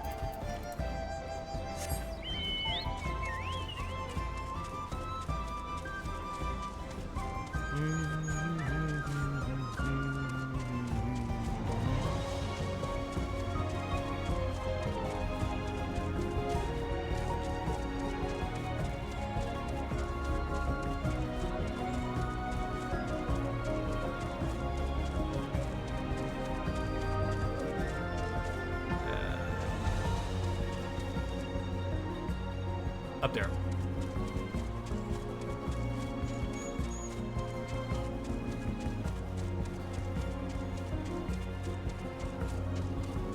Are we able to reach it? Wait. Ah, nope, we can get on that side.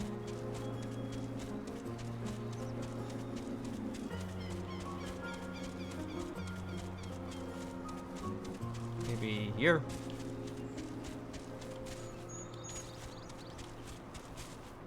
Come on, it's right up there. I have to take the long way. Gonna have to take the long way around.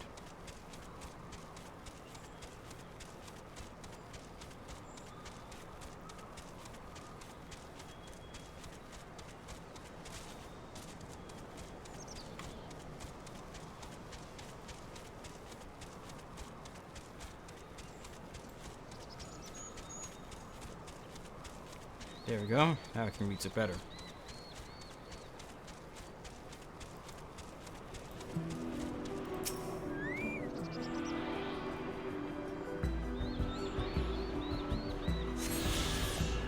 There we go.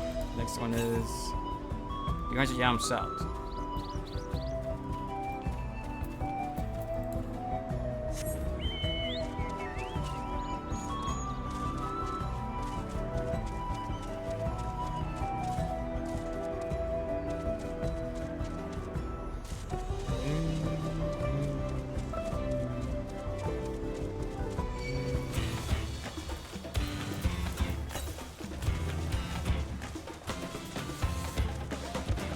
Further down south, going to come climb up these ledges to reach it.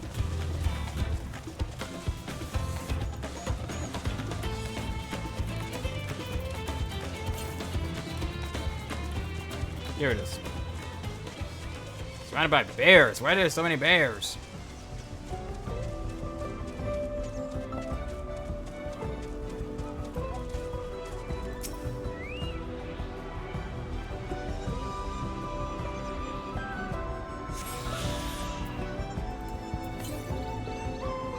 Another one that close out? Oh, behind these mountains, though. I'm going to come back here for it later.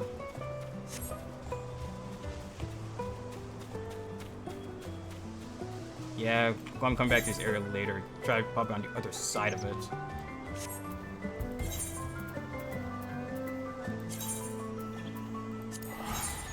Let's get back over here then. Get that keystone. And have some tea with it.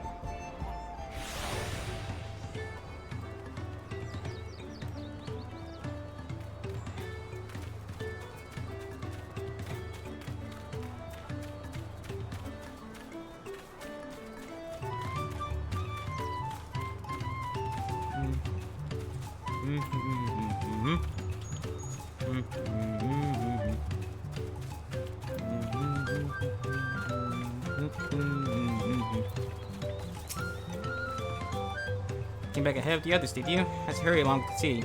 Tea then. Well, the Mac can't be that far behind.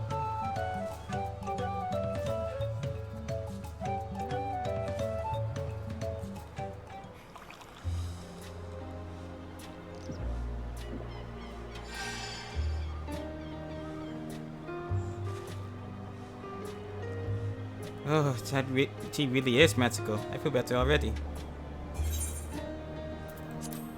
I see you've become more comfortable around our fuzzy friends. Watching this one taught me a lot about alpacas. What grasses and fruits they eat, what sounds they react to, their adorable little quirks. I guess I've grown kind of fond of them. Good. Welcome back, Dirt Promise. Accomplished the feat of gold, have you?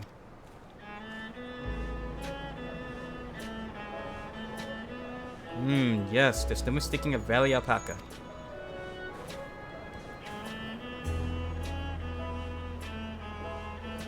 I commend you on your success. Well done. Yes, we did it!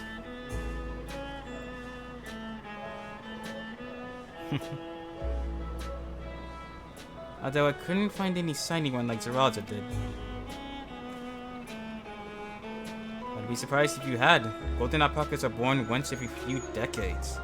They are elusive, solitary creatures that are rarely seen, much less captured, thanks to their innate physical and magical gifts. Are they really that special? Only a single other person is known to have caught them before, that being KuroZeraphimVT himself. Papa was chasing alpacas too?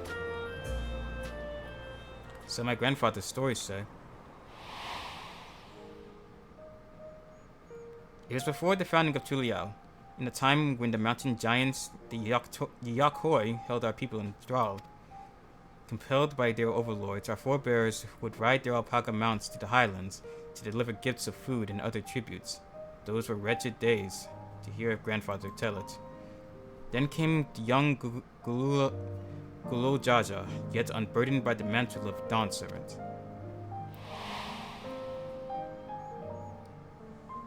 Our people were amazed by his imposing two-headed figure, equal to the Yakhoi in stature and puzzled by his entourage of mismatched companions. Some trembled in fear, believing a new conqueror had come. Yet KuroZeraphimVT showed no such inclinations. He sat and spoke with us, sipping from the cups of match tea we offered him, and grew somber when he learned of our plight. None could have anticipated what their visitor decided to do next.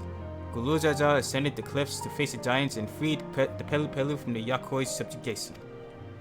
He then turned an appraising eye upon our riders and proposed we take to the road and to peddle our beverages.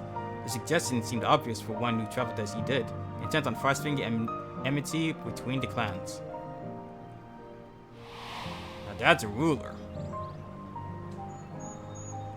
So it was that a few words from KuroZeraphim transformed us into a clan of itinerant merchants.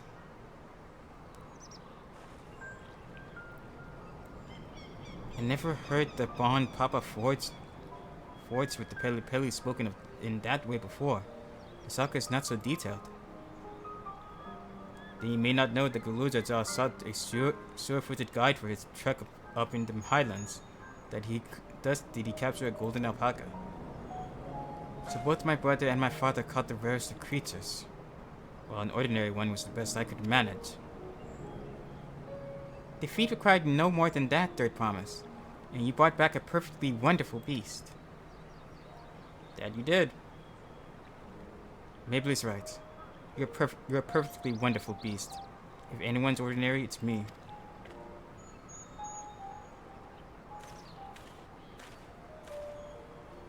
Not only did you accomplish the feats of gold, you also made many trades and brought joy to many people in true Pele Pele fashion. I sorely doubt your sibling could have achieved the same results. Yeah, he didn't seem like a people person. You should be proud of the accomplishments which earned your keystone. And that makes 2. There's only 5 left.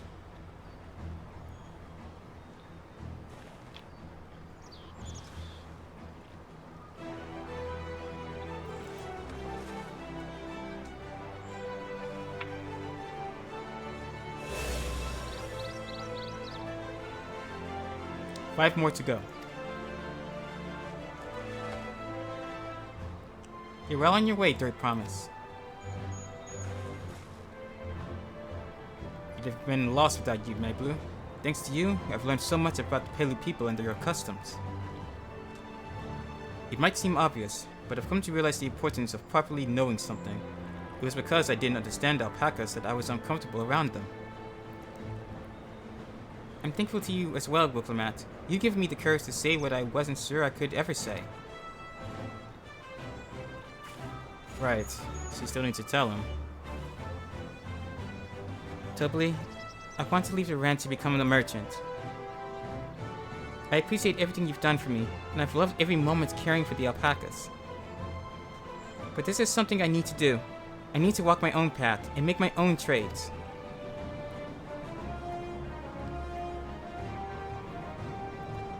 As your parent, allow me to say one thing. I've always tried to give my wards lives filled with as much happiness as I could provide. Yet never once have I wanted that to be the only happiness you knew. You have my blessing to walk through any path you choose, Mayblu. It gladdens me to hear you found the calling you wish to pursue with such passion. You will make an exceptional peddler, I'm sure of it. And you were worried he wouldn't be supportive. Thank you, Tobly. What did I tell you, Mayblu?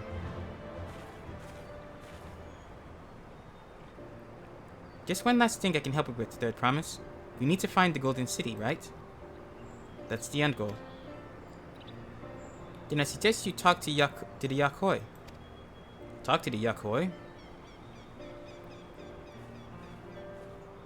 They once ruled over far more than just Ukopacha and the Pele Pele. 1,000 years ago, they were the overlords of Yaktural and all its peoples. During that era, the Pele Pele were commanded to search for a city of gold. They scoured every corner of the continent, but never found any trace of that fabled place. But if they didn't find anything, what could the Yakoi have to tell us? They may not have found it, but the fact that they thought to look for it at all makes me curious. Perhaps there's value in delving into how the legend is originated?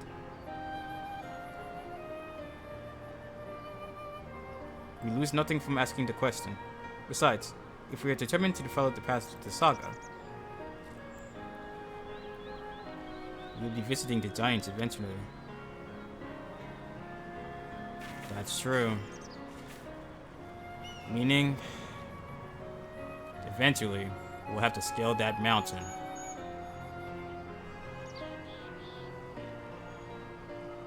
Oh, Cryo, I have a question I've been meaning to ask, and since we finished with the feat, where did you acquire that earring? My earring? Do you recognize it? Yes, pieces like that first became fashionable in Yaktaral around 20 years ago. Since then, it became common to wear one as a charm for safe travel.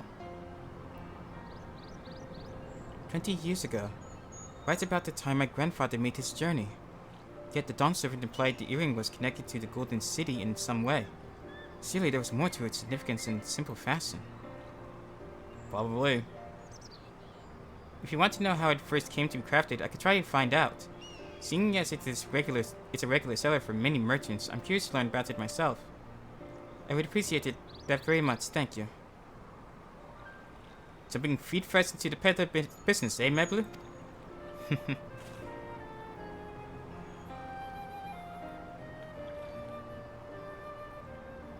Right then, that's 2 keystones down.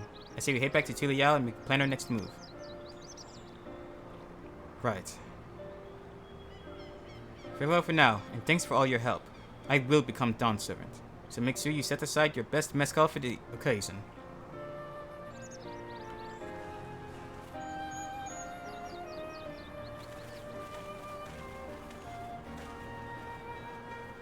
She has a fearsome opponent in that brother of hers. He even brought a golden alpaca to heal. But you've heard Zoraja's supporters talk. They might see opportunity in his expansionist ambitions, but they find the man himself intimidating, terrifying even. Whereas I've grown to love Wukalamat, everyone she meets will come to love her too, and that's why she'll win the throne. You might be right, Mayblu. You might be right.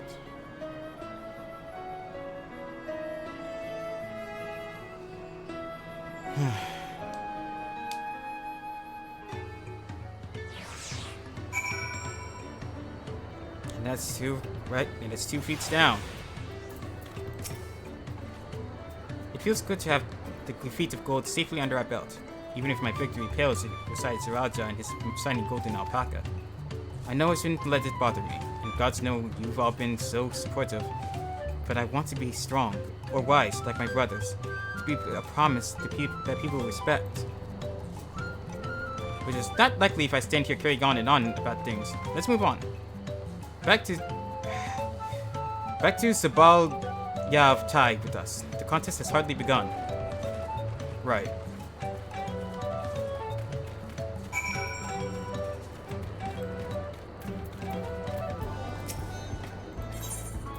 Let's see. Taking our packet there. Kinda deserve it. Nice little ride.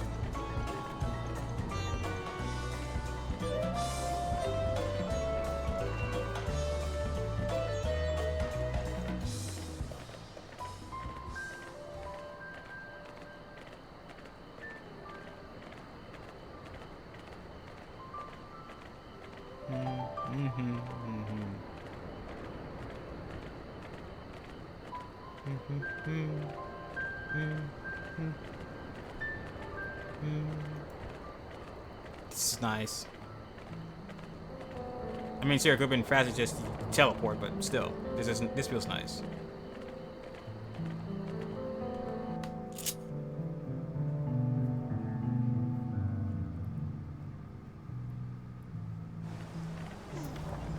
And we're here.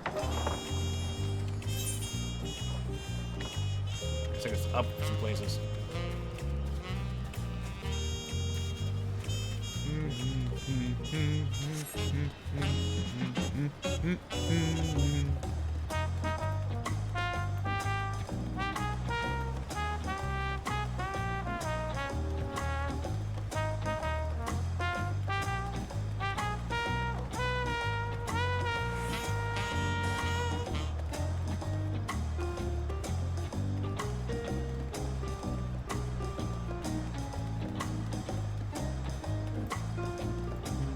I walked right past him. I don't know why I did.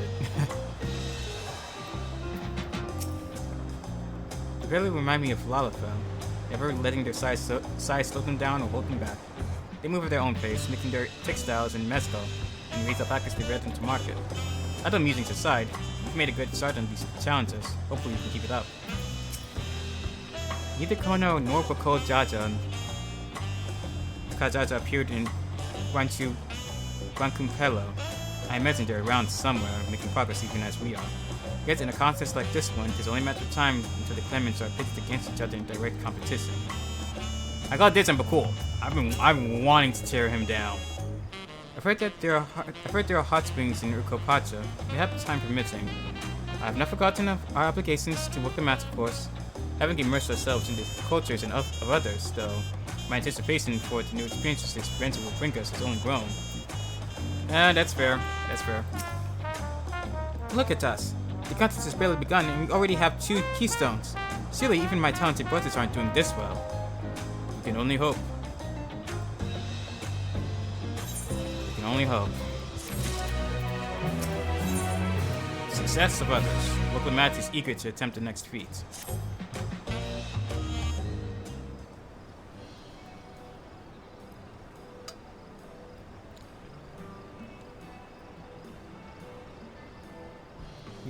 We've now won 2 keystones from both the feat of reeds and the feat of gold.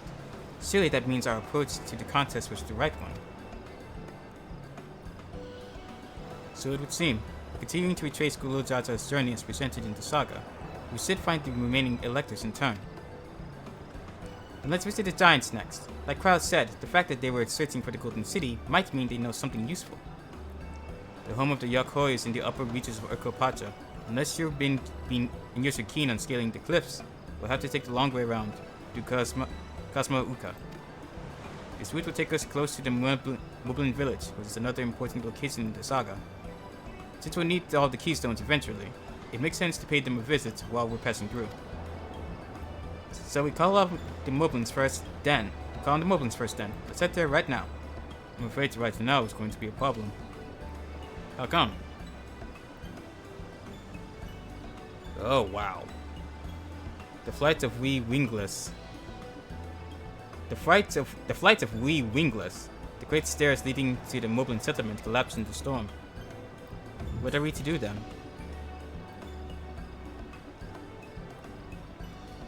There is an alternative, but it requires preparation. Until it's ready, you could rest in the cabins or see more of the city, whatever you prefer. Alright then. Just to be sure, you'll accept any method of travel as long as it gets us to our destination? Of course, what do you take me for? Then as a guide, I will see to the arrangements. Either going by sea or by alpaca. You wouldn't have asked that if it wasn't one of the two. Well, it seems we have some free time on our hands. Let us make the most of it.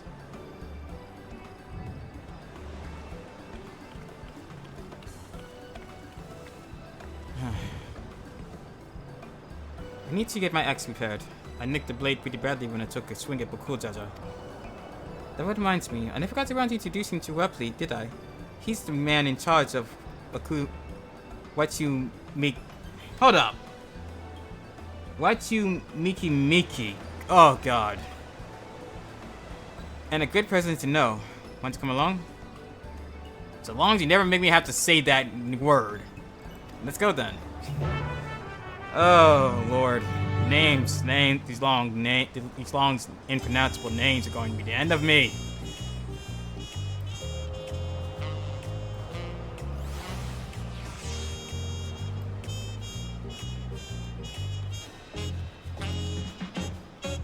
Matt!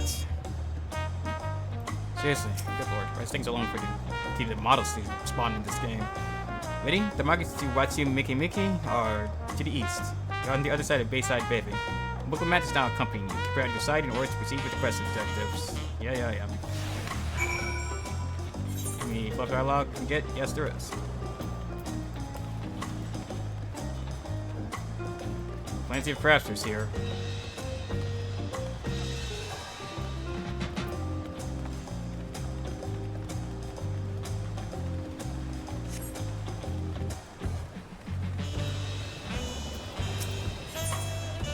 Discuss Auntie's Tacos.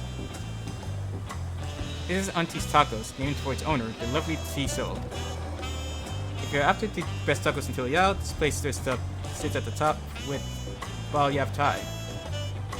You say that they're promised, but only you ever eat old bookkeeping's food. I wouldn't buy mine for a change. Sorry, Tiso. It's been a while, hasn't it? I swear I'll stop for a bite once the contest is over. I hope so, because we didn't get a chance to eat those first tacos.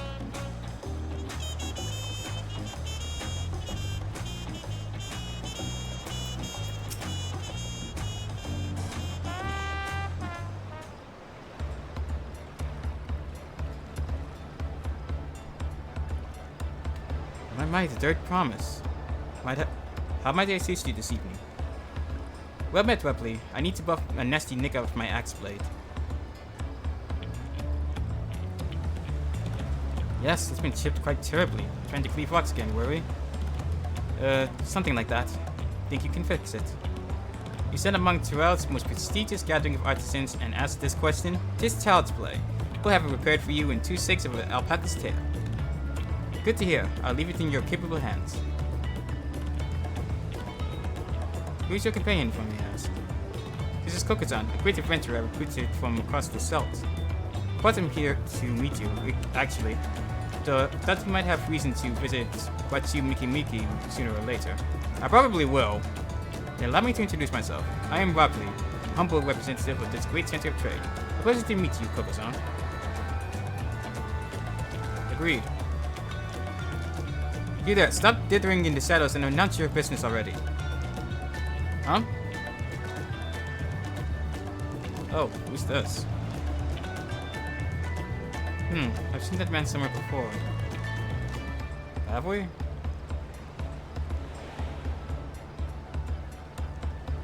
Oh, he was on the vessel with us.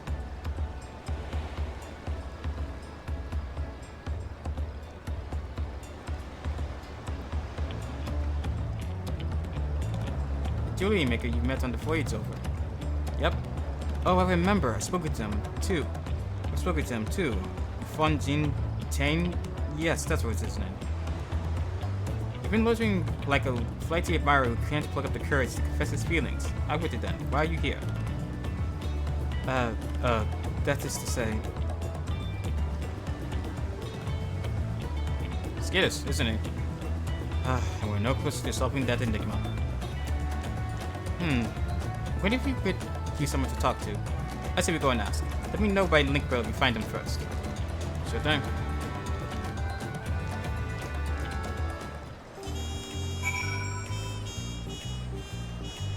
Search for Fonjin.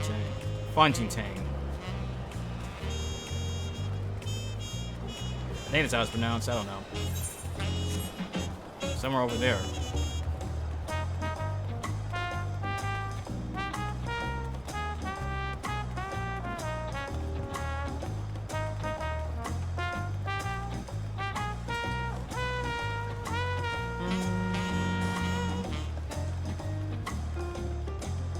Somewhere around here.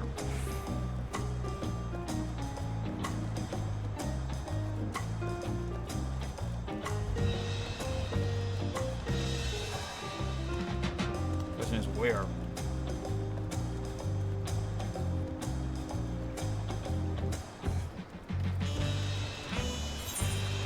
Maybe somewhere in this area.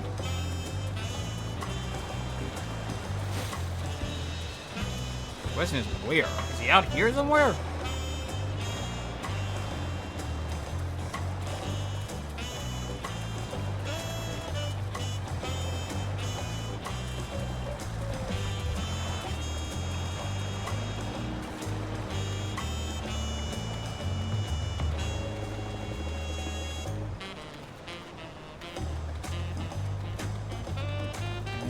It's not down here.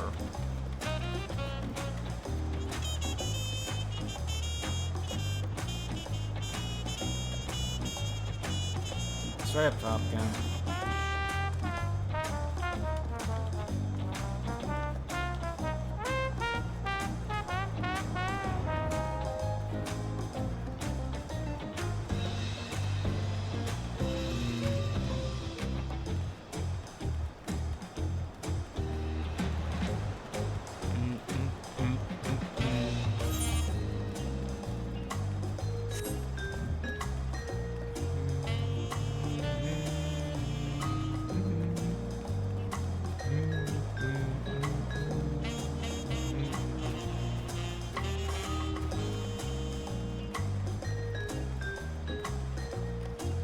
hell, where is he?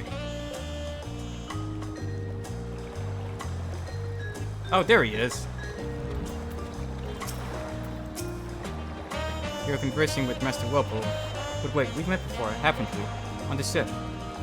That's right.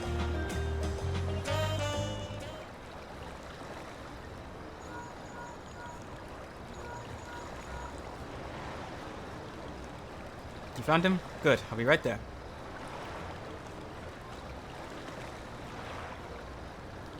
What did you turn off like that? Did you have business with Wobble or not? Well, please, I don't know why I said Wobble. Please, you needn't concern yourself with my affairs. I'm undeserving of such attention. Huh? What are you going on about? I beg of you, do not ask me to explain. Do not! Sorry, but the more you not tell me not to, the more curious I become. Besides, you look like you need a friend. You are too kind. So be it. I suppose I can share with you a morsel of my misery. Before I came to Julial, I worked as a goldsmith at the most prestigious jewelry maker in all of Udal. S times aesthetics. Oh, it started off well enough, but as days passed, everything began to go wrong. Compared to the masterpieces of my talented colleagues, my products were lacking. Mediocre. I lost all confidence. Crippling doubt had possessed me, and any verner of bravado I tried to put forth soon cracked beneath its weight. Thus did I take sip, hoping to find a fresh beginning on new stores.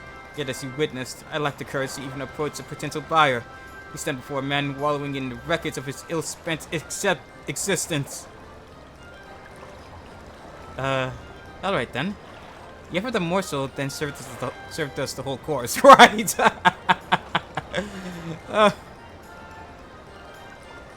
You must have really wanted someone to hear your story.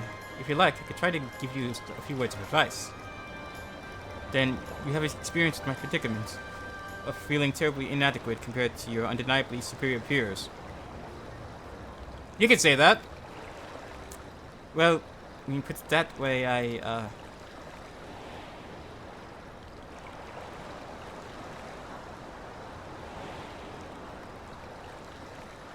Oh, yes, he does. Unfortunately.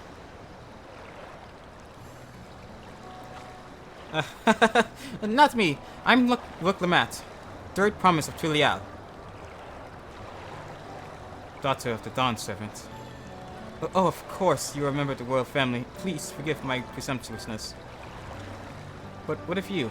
Have you ever measured your work against that of your colleagues and find yourself wanting?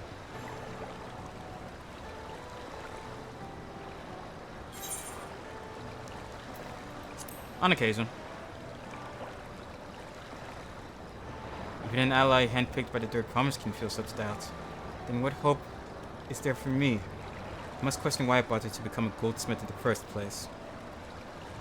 Good question. Maybe that's where pride can bring you your courage.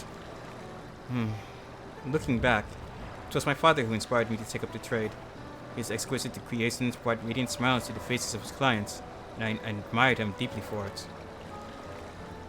But in the course of striving to be as great a goldsmith as him, I lost sight of my original motivation. All I ever wanted was to spread joy to my craft as he did. Perhaps I will give this one last try. Thank you both for reminding me of what is truly important. Sir.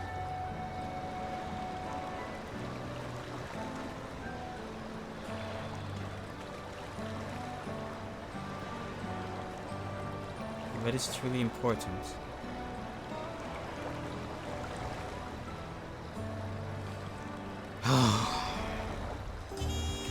Are we ever gonna get her out this slump? I'm pretty sure we will eventually, but seeing her as she acts with comparing herself to her brothers now is just getting exhausting and troublesome. Sorry, Kuko-san, I didn't mean to ignore you. But yes, I'm glad to see Fontaine is giving himself another chance. Good. For all to rally. Look at that winter saw Fontaine's getting gone. Before I get to that, I need to take a break because we're 2.5 hours in and my throat's getting a bit hoarse. So I'm gonna take a quick break, grab a snack, all that, and be right back.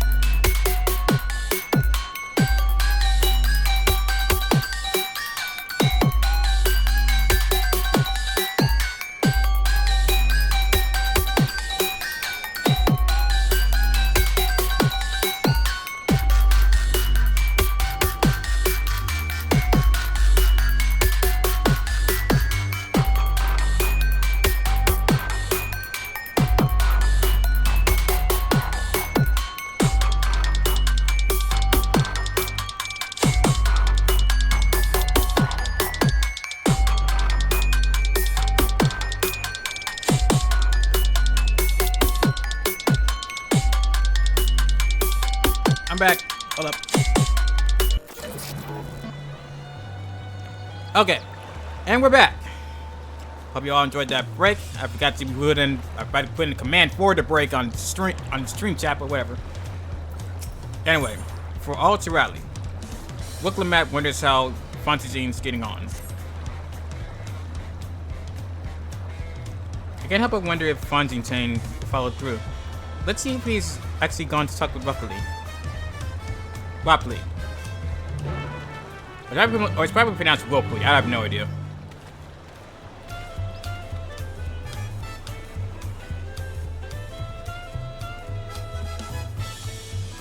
Some of these characters' names are hard to pronounce when they don't have any voice acting for them.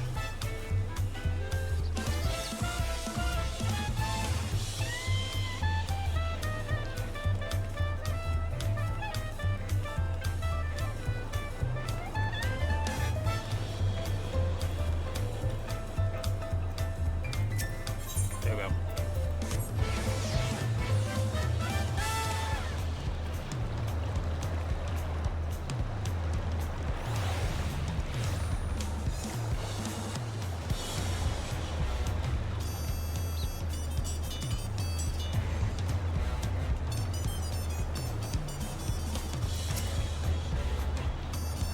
It was kind of you to come, but you needn't worry. I found my courage.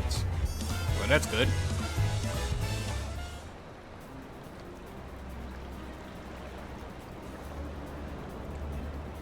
Pray, accept my apologies for my earlier behavior. My name is Fontaine, and I'm a goldsmith from Ulda in faraway Eorzea. I realize this is a bold request, but I'd like to continue practicing my trade here in Waku Meki Meki, if you will have me. I ask only for the opportunity to bring happiness to others with my creations. So that's what it was about. You were looking for work. Consider yourself hired. Waku Meki Meki is always in need of skilled craftsmen and women. I'll handle the necessary paperwork. Can you start tomorrow? Well, that was quick. Yes, of course. I must thank you both again for your sage and timely advice. I don't know that I was all that helpful. But you were. Had you not come to speak with me, I would not have had the moments of much needed self-reflection. Oh, that's probably Aaronville. The arrangements have been made. Come and meet me at the entrance of High Tide Harbor.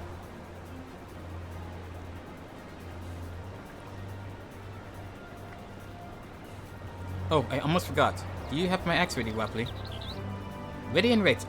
Ready and waiting. Behold the sublime touch of Waku Meki Meki's artisan.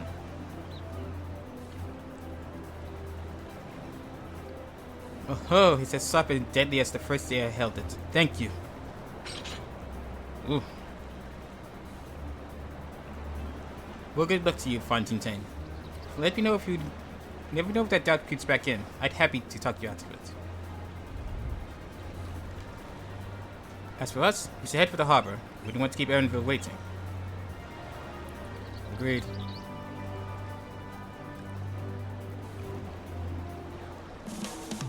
Take care of yourself, Fontaine.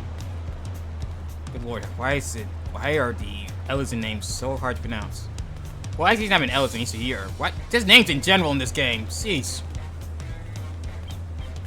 It took me the longest time to figure out how to pronounce Rihanna's name right.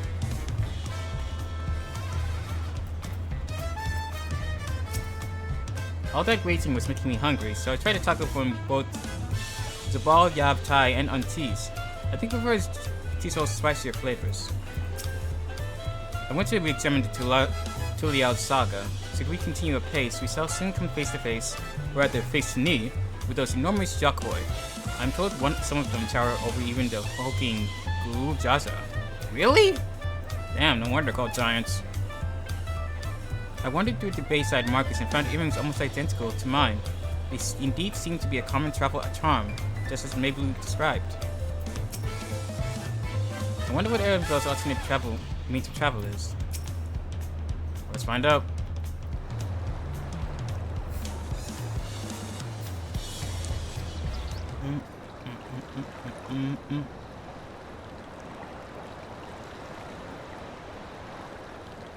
Enough with the secrecy. What's this big plan of yours? I'm curious as well. Look there. That is my big plan.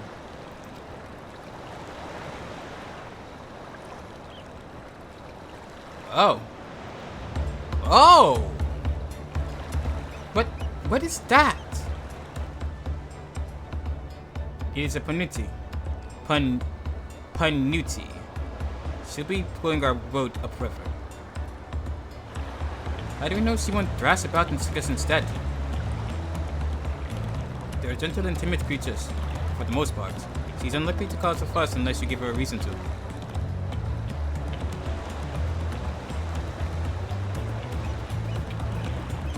First alpacas, now punities. We're relying a lot on animals for this journey. We are, aren't we? We should be thankful we have an animal expert as our guide then.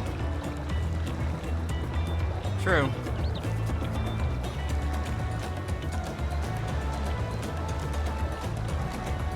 But it'd have to be my old nemesis, another boat. Well, I took it for someone who was up to the challenge. Was I wrong?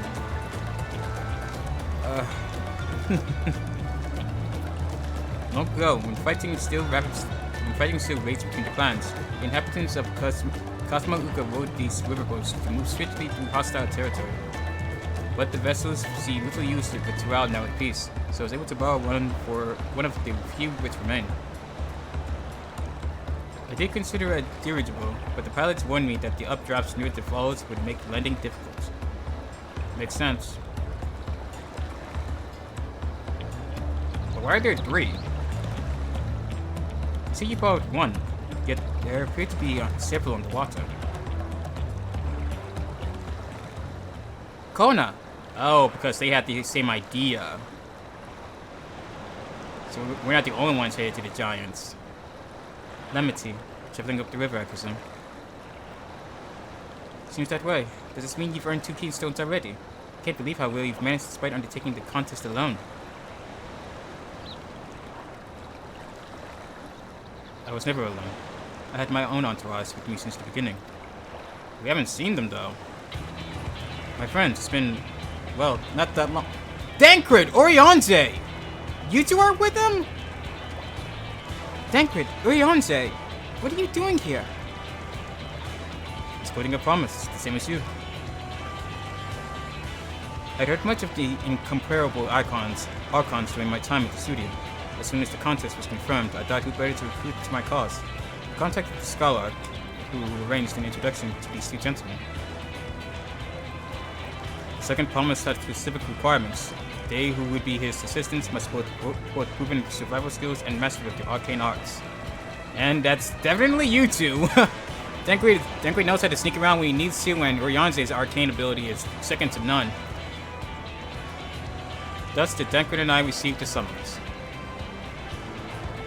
My own studies concentrated on technology which our people could readily use, such as inventions born of magic or clever engineering. Where magic was concerned, I covered only the foundation. Knowing you two, I expect you had other reasons for accepting the job. A few. The nation of Tulia spans an entire continent. Depending on who wins the throne, the world may be plunged into instability once more. Even ever we have striven to preserve peace. Where is our place, if not here and now? That's a fair point. We did our due diligence, of course, and made sure who we were working with before agreeing to this endeavor. He's even more opaque than Ryonte at times, but it's surprisingly. That is quite enough of that. We must be on our way. You and that silver tongue of yours. Wait, I have one question before you leave. Kona and Wuklamat are vying for the throne. As Kona's entourage, does that mean you're resolved to defeat all its opponents, including us? That does feel like an important question. We're sworn to do all in our power to win this contest for Kona, even if it means competing against our own comrades. We intend to hold nothing back, and expect you to do the same. We won't disappoint you. Alright, you two. I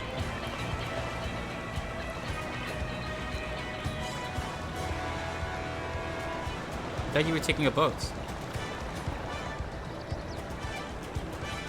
If even you have been forced to travel on water, then the others will be doing the same.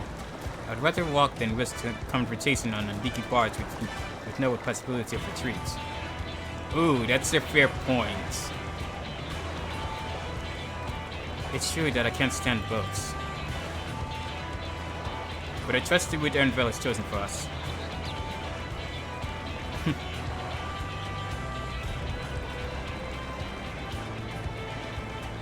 Leave the handling of the punity to me. Should the other wildlife attack us, however, and may have difficulty keeping her under control, do your best to draw them away, as far from the front of the boat as possible. You can count on me. Then we shall remain on deck and stand guard, although it may be wise to have at least one of us up front with Erenville just in case. I'd like to stay on deck. I'm eager to practice my pictomancy to the proof. Put my pictomancy to the proof. And I'll take any chance to show you that I can hold my own on the battlefield. Then Kyle will stand on guard with focus on.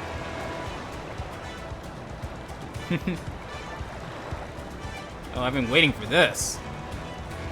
I'll keep Erenville company then. With my blade, I can respond more quickly to threats than Alphino. Thank you.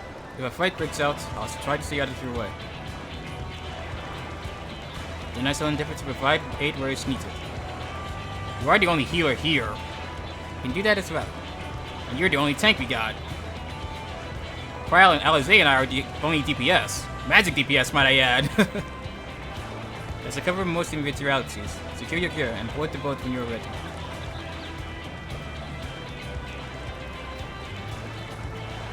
Alright then.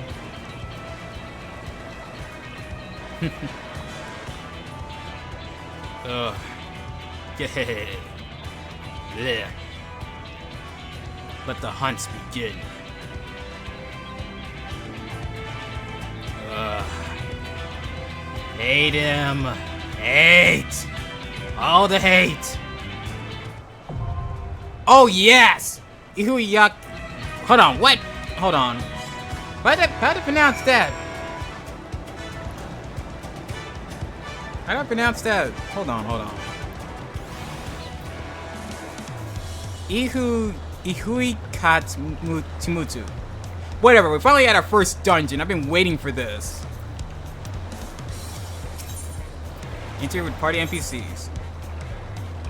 So the local map is the Intrepid. We'll be taking DP tank role. Alphino, the Sage, will be taking healing.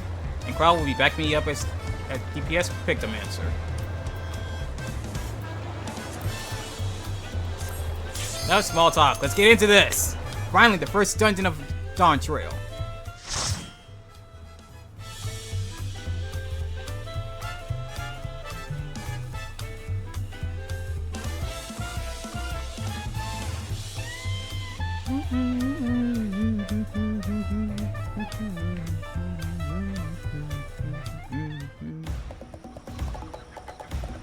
I never even want to try to pronounce that.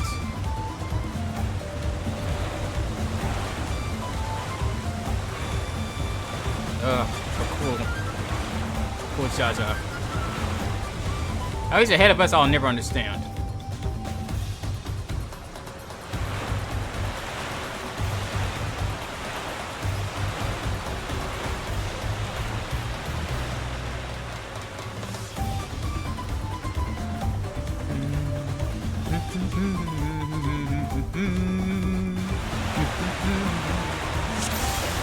Meeting commenced.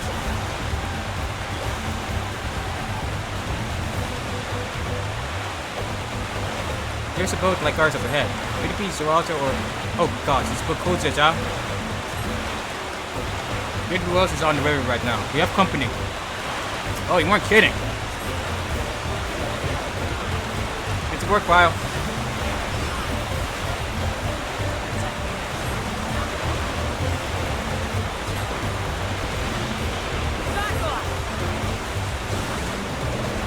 Ha!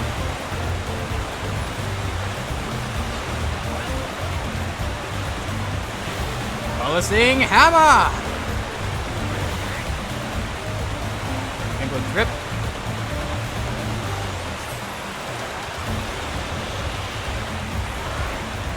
I have you.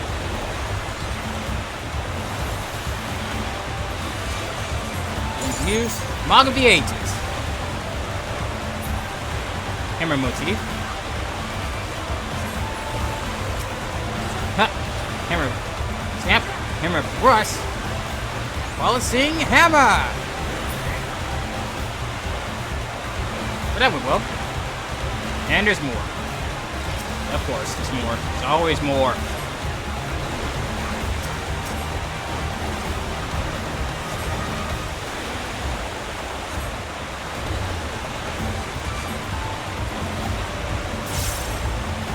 Pallet.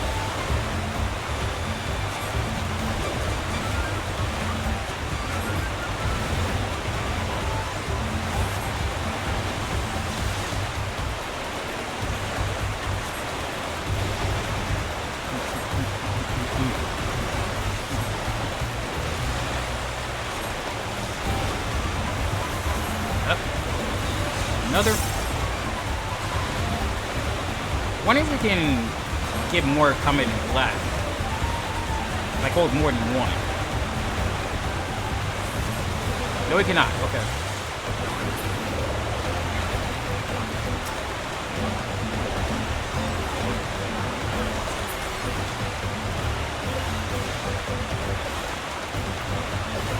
Nope. Waiting for some rain, it seems. That little rain is going to hurt us. That is because it's ahead of us. Be ready for anything. I knew it.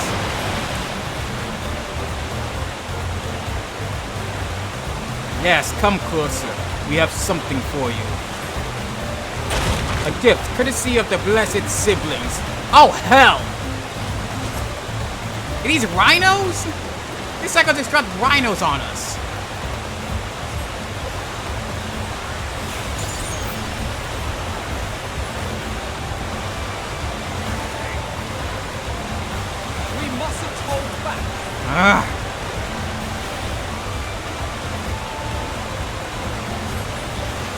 Hammer stamp.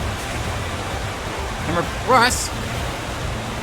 Polishing hammer.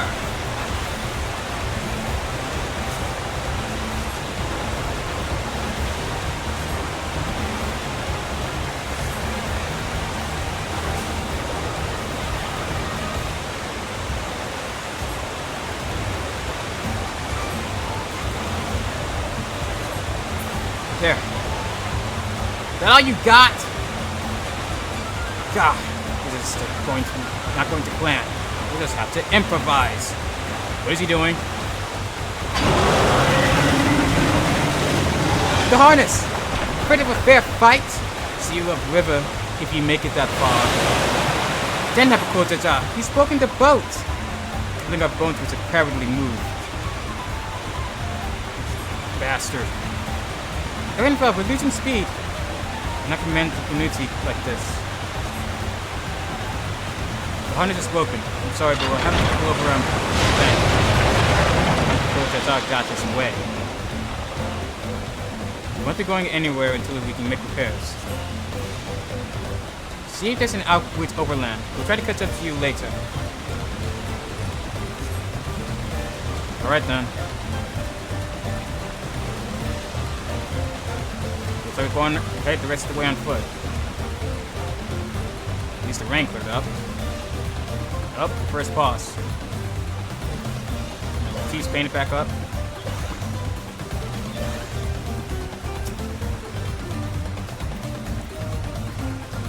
It's huge. This is the mother of all community.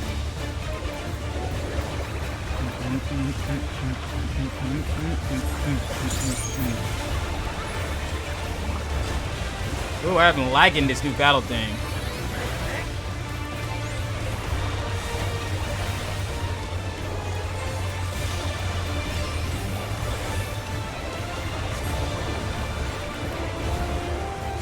Uh-oh.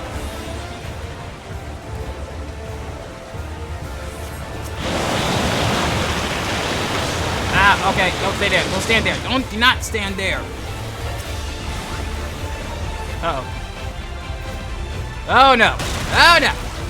What is it doing? What is it? Oh my god! What the hell?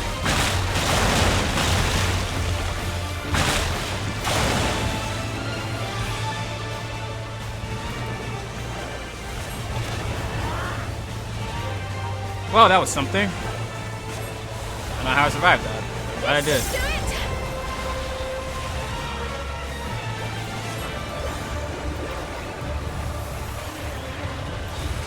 Song of Kunuchi. Uh-oh. What's it doing?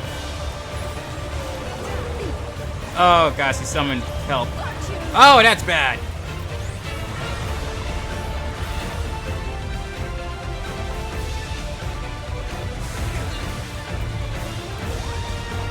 Made it through, though. Okay, I take care of these first. Back off. There. Hammer stamp. Hammer Russ. Balancing hammer. Rainbow drip.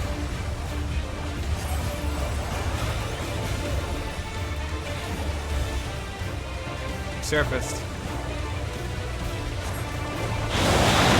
I think I'll follow the other characters doing just stats. Oh god.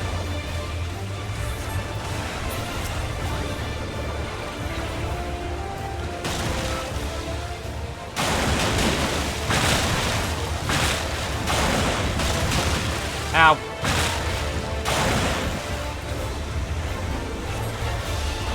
It's almost down. Come on.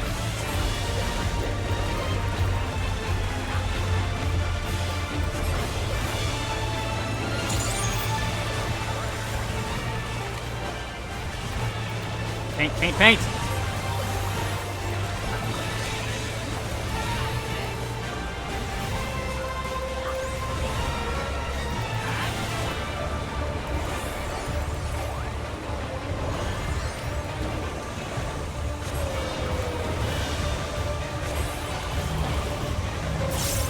He's almost down.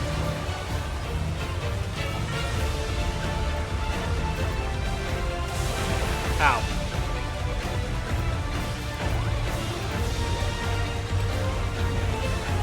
Get the ads. Let's finish her off. Rainbow drip. Holy in white. Done. I'll never look at anything the same way again. This monstrous lungs that creature had. Indeed. Let's get a move on.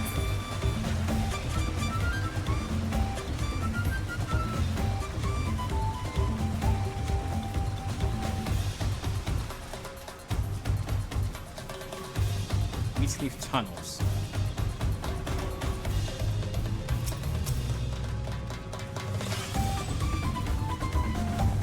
Ah, I forgot to paint my motifs. Whatever. Hold still.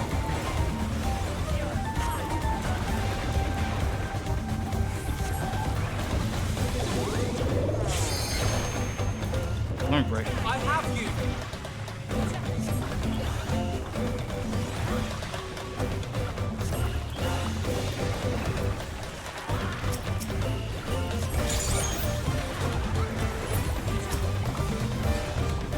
More time.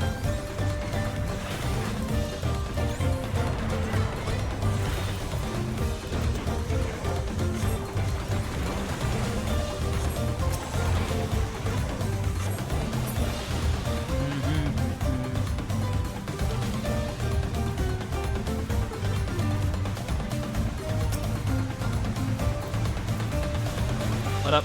Hold up. Damn it. Tries to pet it anyway.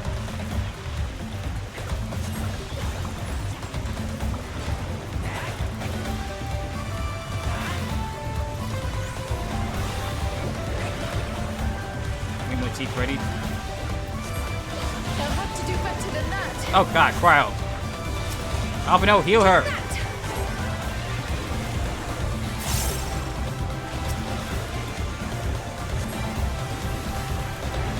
You'll not escape this.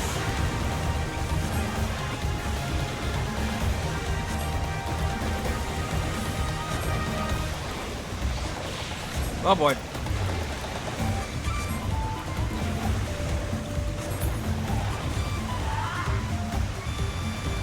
Go way up.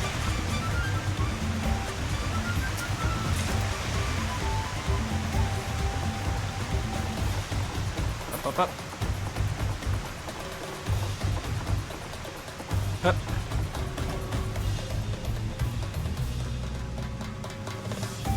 With strange happenstance, has summoned misfortune befallen thy vessel? You could say that? Apologies, friends, but it seems to be taking the long way round. Such cheek! Well, I have to find another route. Clever, clever, Thancred. Clever, clever.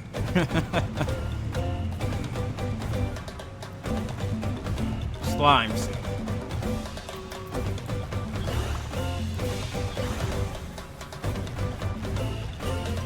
Or Clod, whatever you call them. And did they get bigger? Oh, what the? Whoa! Okay then. That's terrifying.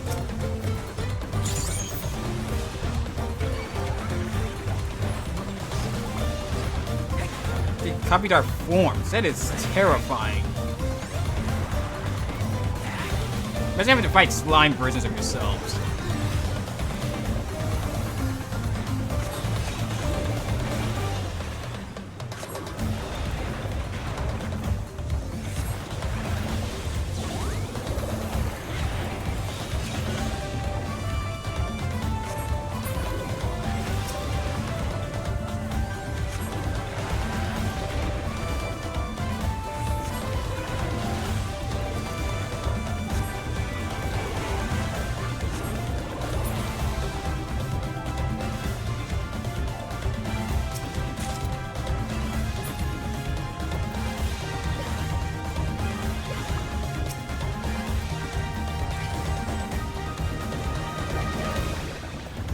Then I had to trigger that rainbow bright thing.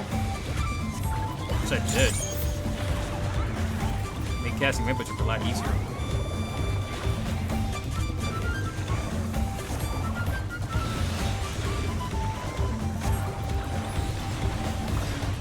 Take that!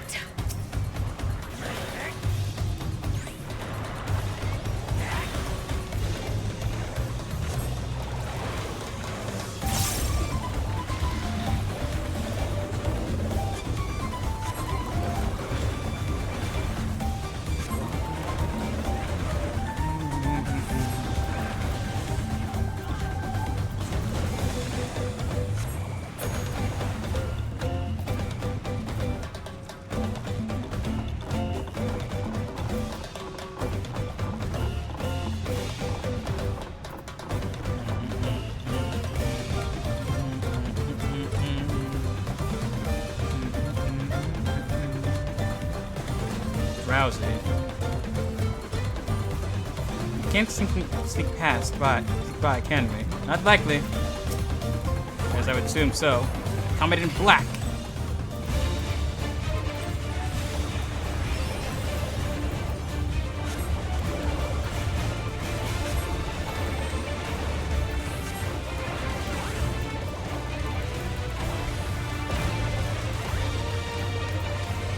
Oh, there's Rainbow Bright. How did I trigger it?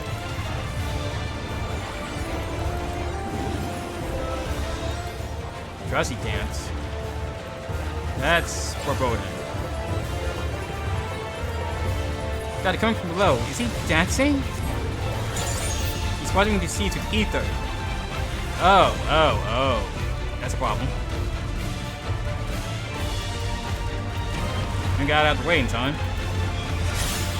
Drowsy stands and figures the roots. What?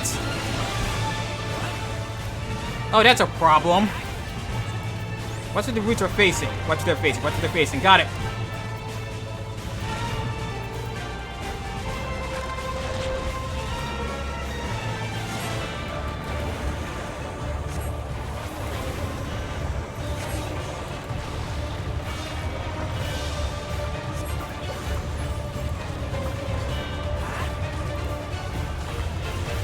They got way down. No. Ew, it's about something up. The mimics from before. That's a problem. That's a big problem.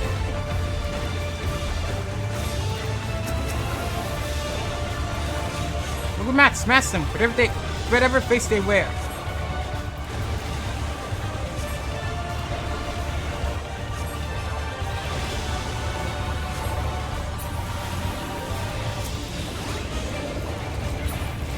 There we go. Drives us down to half health. And oh no!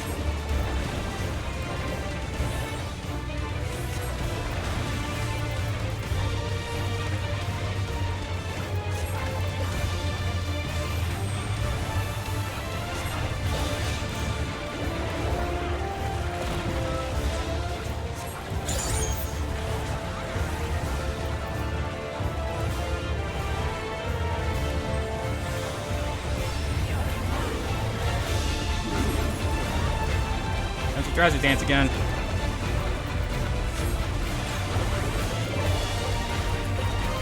There we go. Okay, that's how I trigger it. Yeah, I use the star scenic moves first and use all stacks to get all the magic stack, 12 stacks it gives.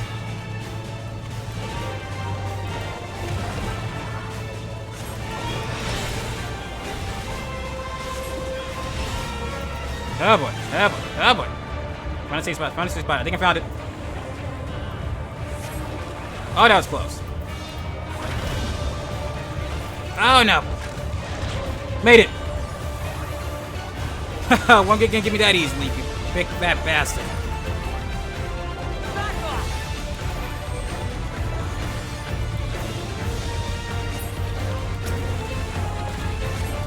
Almost down.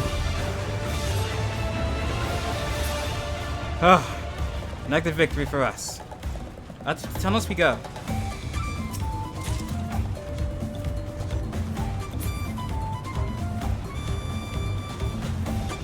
Up the ladder.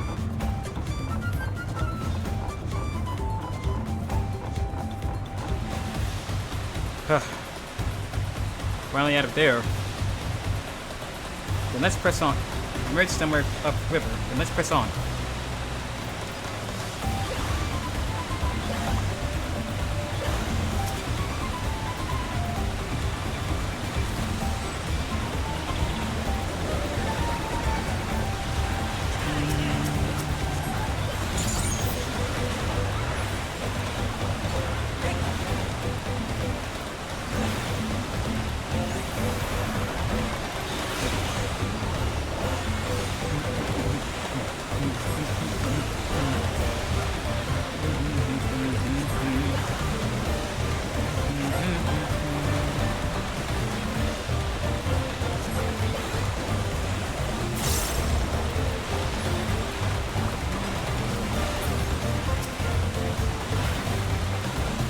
Pulsing hammer!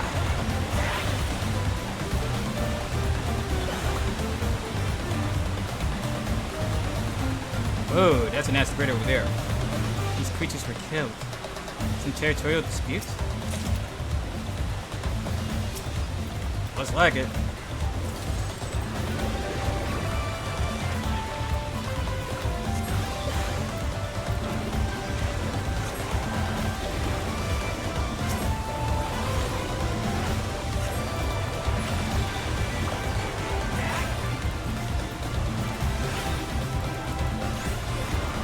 Yep. Ah. Fog of Ages. I gotta admit, I love using that spell.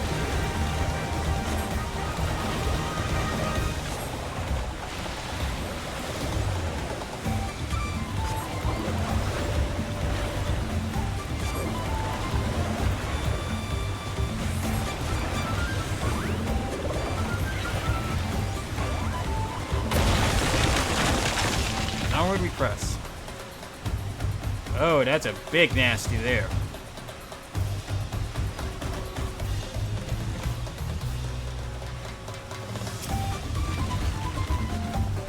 God's below. What's that? Some species of Falcon. More than likely something we'll be fighting at the end of this dungeon.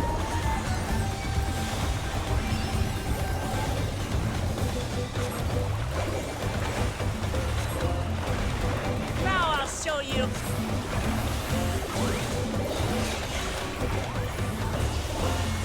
Rainbow trick.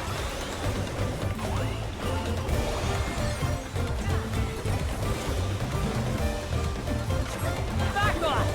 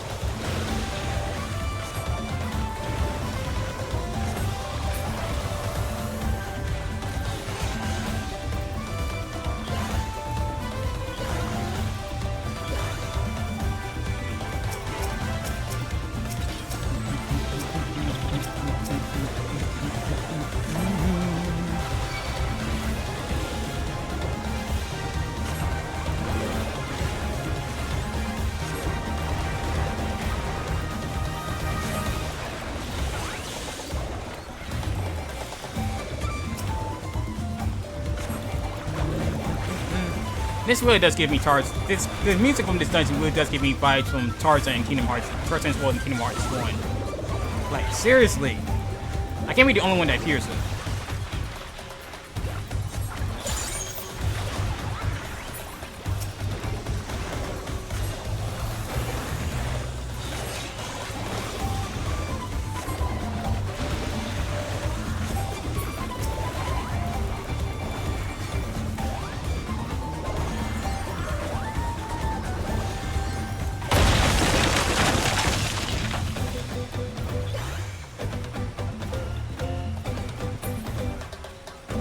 Getting close to the end. Yep, here we are. This definitely looks like a boss arena. That is a big bug. Apex Predator, Apollyon.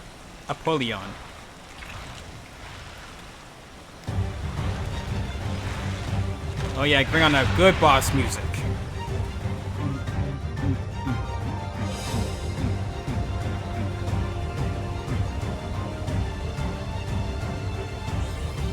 Valkyrie we saw earlier. My axe for a giant boot.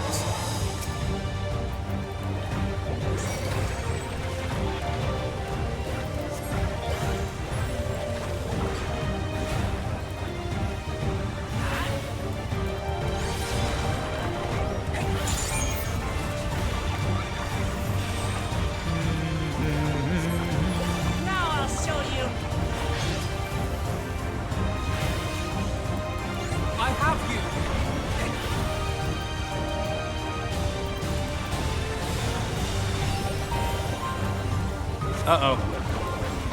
Kuros, you don't seem interested in us. After a waffle predator, it seems. As long as that going after us. Holy shit! It's eating them. Such ferocity. Everything is food to this creature. Feeding on the beast has strengthened its wing beats? Oh god.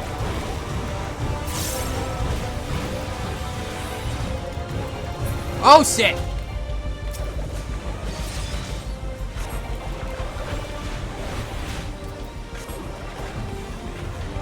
Waits of famine. Oh god. Ow! Oh wow, that hurt. That really hurt. Alphanel helped me.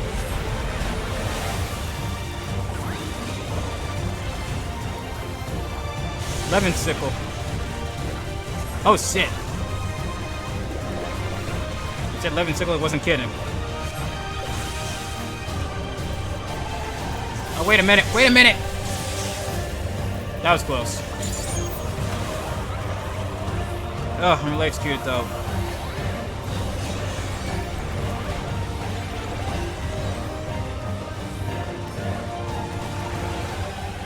What? Giant worms? It's one thing after another. They were burrowing beneath us. He's going to eat them next. It's feeding again. Its appetite is endless. Where are its adaptations? Feeding on the sand where it's strengthening its scything forearms. Oh god.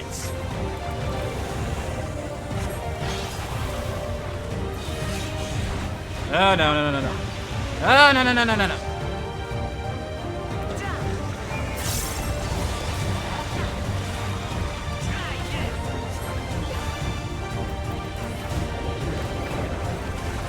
Wind sickle. A wind whistle.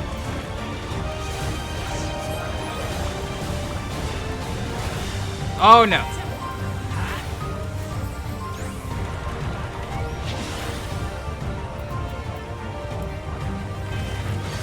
My starry sky. Guys, out! Help me. Help it out, please. Oh Lord Almighty, why? Why is it still moving?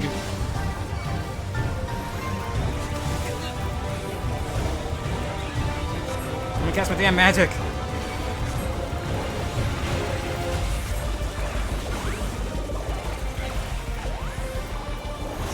Yeah, rainbow drip.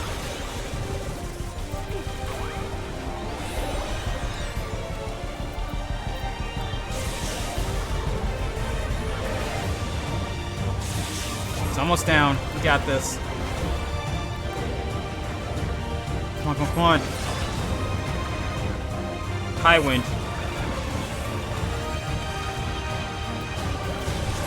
Ah! He's trying to eat us next.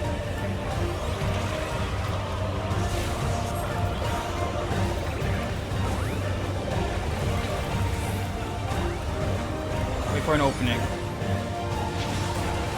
Oh, I hate that.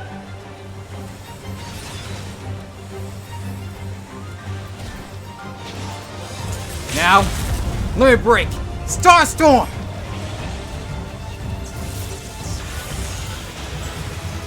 Oh, and I leveled up. Oh. That bug was nothing. Okay, it's very much something, but... Oh, that was awesome. That was so much fun.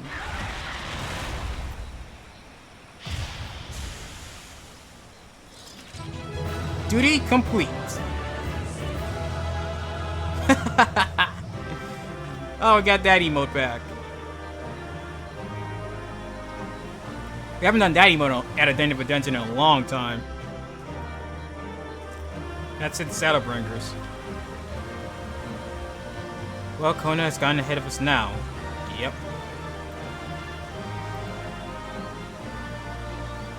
I hope Alice and Aaronville are alright. Right, we haven't caught up to them yet. That's the biggest bug I've ever seen.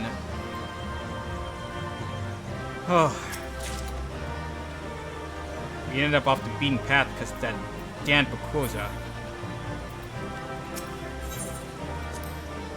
We're level 93 now. That was awesome.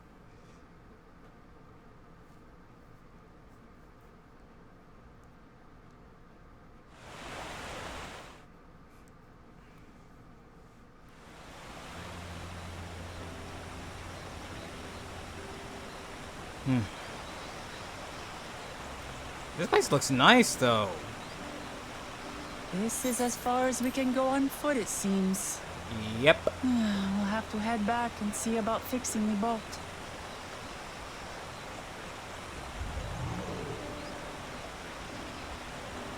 Or maybe not. Hey! Everyone all right? Came just in time.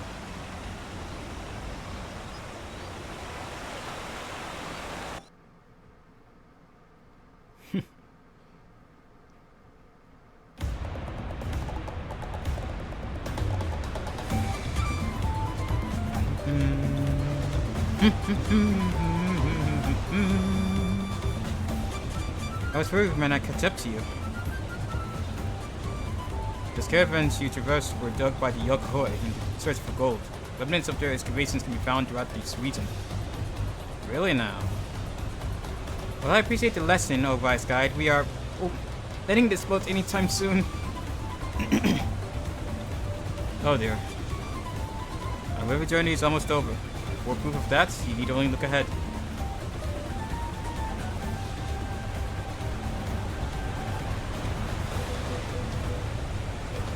Whoa.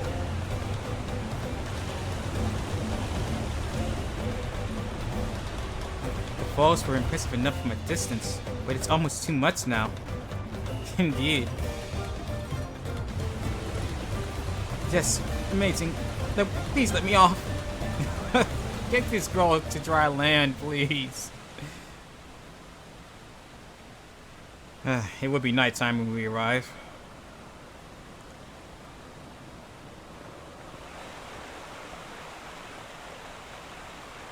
No, no more boats. No.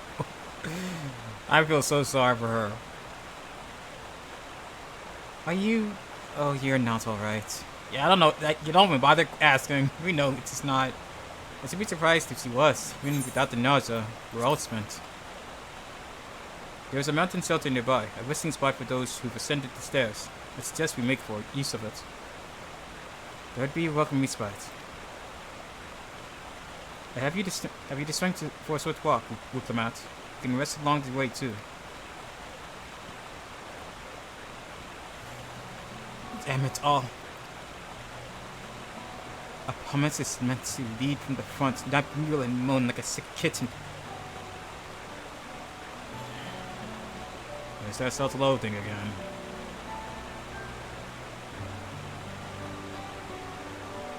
Did I say self? I meant self-loathing. Little Matt.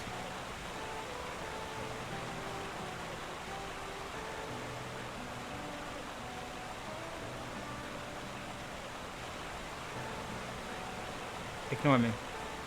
It's the Naja talking. I'm fine. Really. Lead on. I'll follow.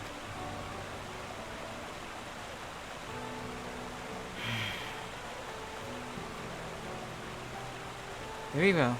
But if I may say one thing. Please do, Guile.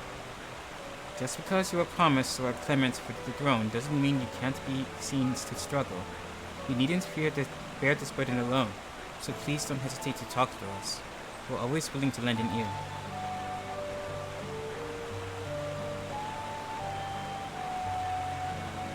But Kyle,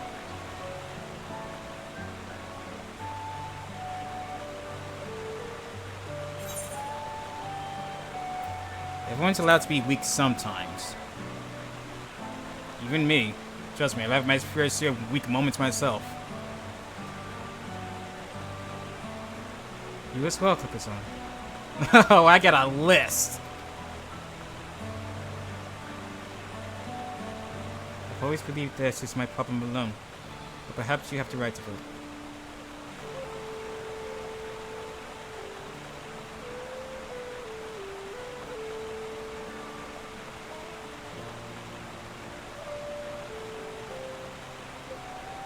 Alright, I'll talk about things. Just give me a moment to collect my thoughts. Of course, as long as you need. We'll be waiting at the shelter when you're ready.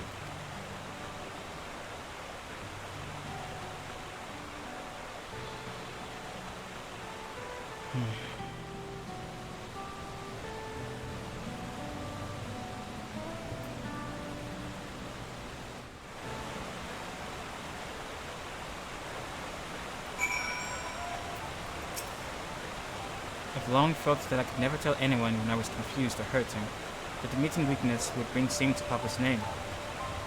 But if you say you're willing to listen, then there are things I'd like to talk about.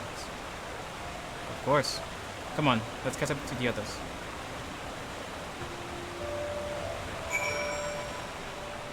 Even a leader can be weak at times, and there's nothing wrong with showing weakness among your peers.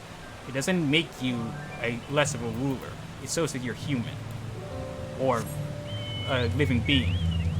Basically, it doesn't put you on a pedestal of someone that always has to be invincible, always stalwart, always strong. Because even the strongest rulers can have moments of weakness. It shows that they can't. It shows that they have some. It shows they have a heart. Good lord, I'm getting. Where is this coming from? I don't know.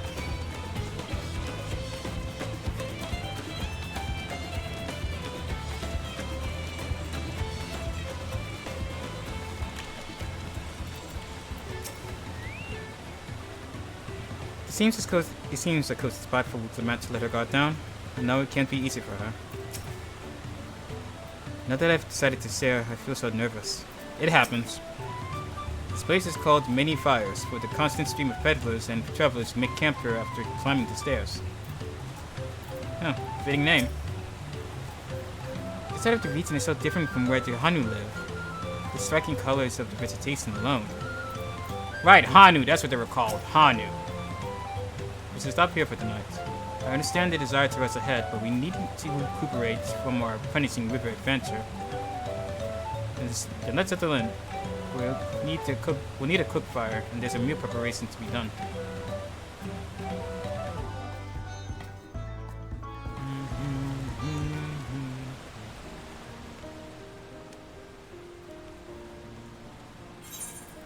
I've been meaning to ask, but how does one become the adopted child of the Dawn Servant?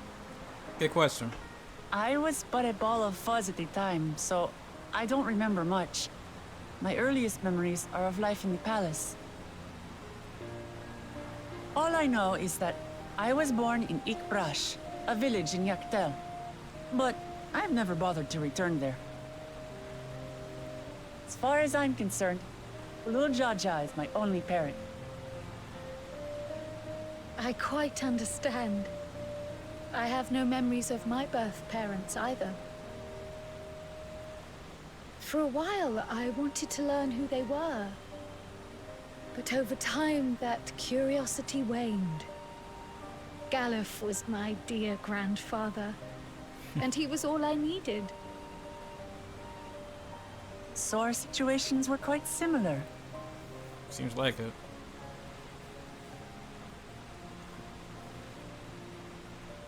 Even though Papa already had a trueborn son, he raised me and Kona with no less love.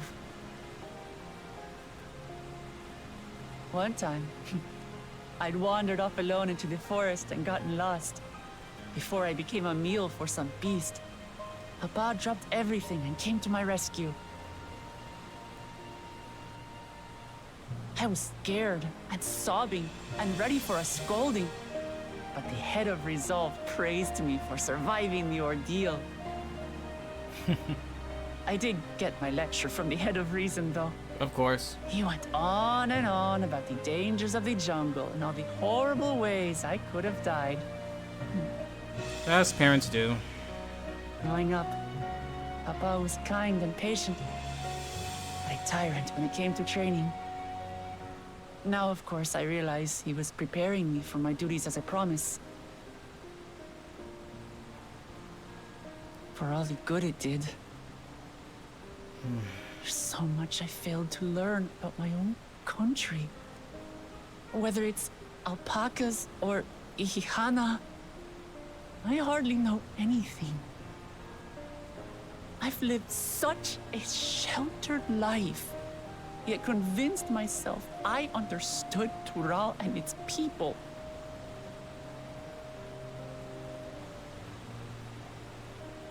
I don't have Kona's education, or Zoralja's strength. I'm all bluff and bravado, not fit to bear my title.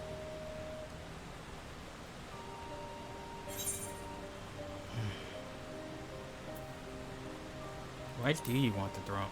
Why do you want the throne? Why? Because my father built a nation where everyone can live in peace, and I want to keep it that way.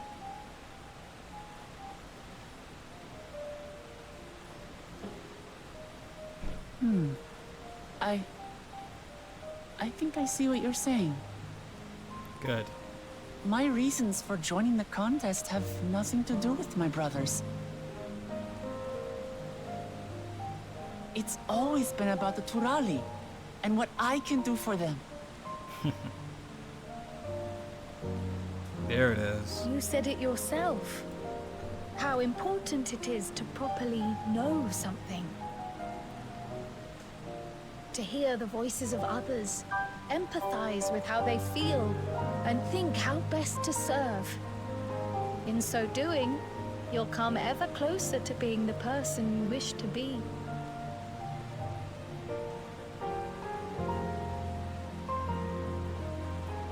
I'm sorry, everyone. I've been a fool. From this moment on, I'll stop trying to be the promise I'm not. I won't feign strength to hide my weaknesses. Step by step, I'll learn all there is to know and love about Tulihyolal and my fellow Turali.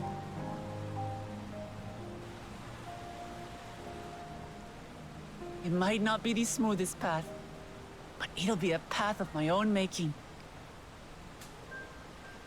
I will find the City of Gold for all of us, along with the answers you seek about your grandfather, Kryl. I swear. I appreciate it, Wuklamat. But you needn't take on that burden as well. I don't see why not. We're already here doing it for anyone. Dedicated his life to protecting people from all manner of threats. As his granddaughter, I wouldn't wish to endanger others for the sake of a personal investigation. So let's just concentrate on winning the contest. We have a shared goal, and, if at all possible, I'd rather we enjoy the journey.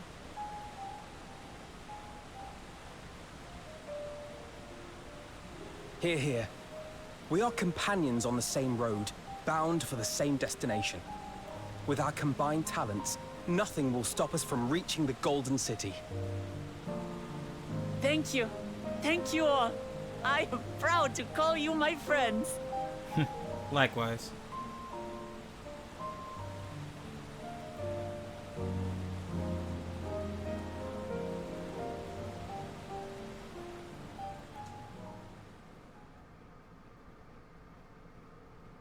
Meanwhile, in the second Promises camp.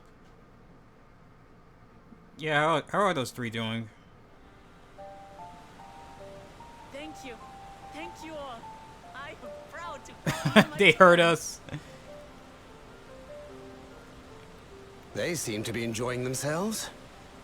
Are you sure you don't want to go and say a word to your sister? Nay, there is no need for that. But what of you two? Uklamat's allies are your comrades. It must feel strange to be rivals. We've been on the opposite sides of things Helping before. you has made us rivals, aye. But we're not about to break into fisticuffs over it. Unless, of course, it is a matter of winning or losing the contest. Then I'll have no qualms about putting Alizé on her rear.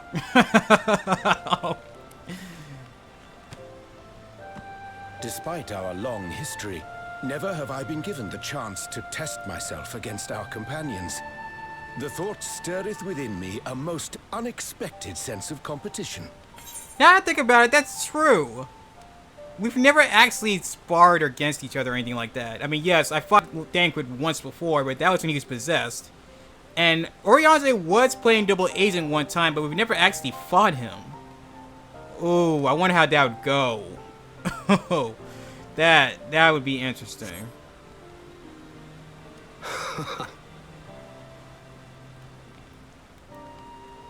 Lamachi has surrounded herself with distinguished figures indeed. One of the Studium's finest graduates, the head of the students of Bardessian. And then, there's Eorzea's vaunted champion. If he's half the hero you say, then the odds are stacked against us. Not that I have any intention of bowing out.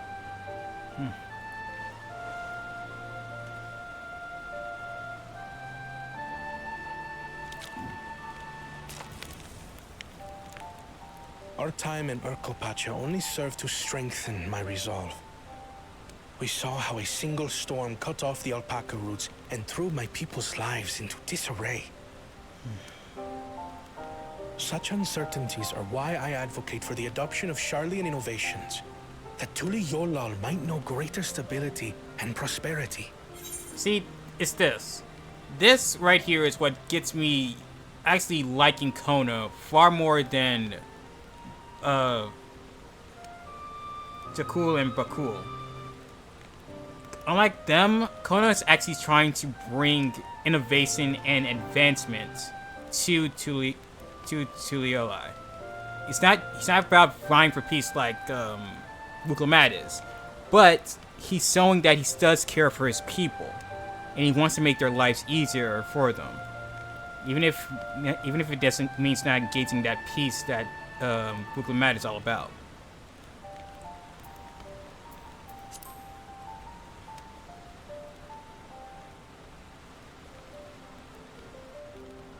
Our nation can change for the better.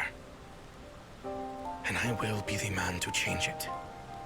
Honestly, if we do lose, this is the guy I want to lose Well, to, honestly. it's a start. But we're still gonna be trying to win, regardless. I imagine your experiences on this journey, all the things you'll hear and feel and think, will help you refine that approach. I'd be surprised if it didn't. But to return to the subject of the rite, I'm a touch concerned by the condition for victory.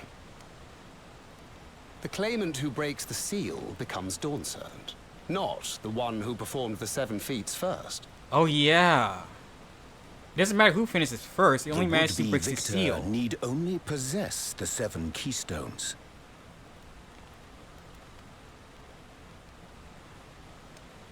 That is correct. As the contest wears on, we must brace ourselves for greater conflict.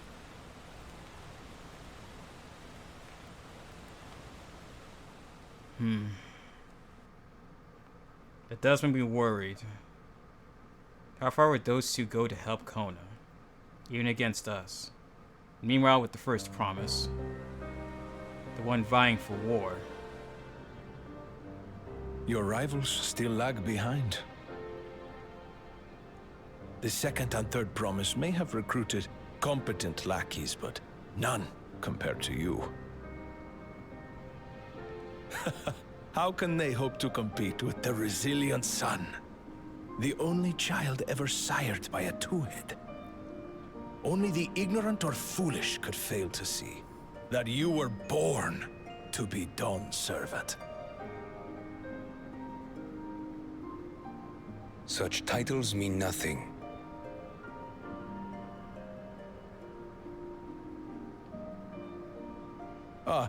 I neglected to mention.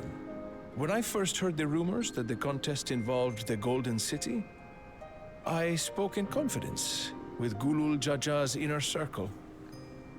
They all agreed on one thing. Whoever reaches the City of Gold will attain a power so great, it can dictate the course of history. If this power truly exists, then I humbly beg a fair share of it. Time is passing, and I would put my plans in motion without delay. The useless tool is cast aside after all. And just so there is no misunderstanding, you consent to this course, no matter who is made to suffer. In battle, everyone bleeds.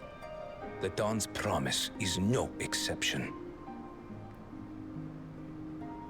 What better lesson to teach our people the folly of war?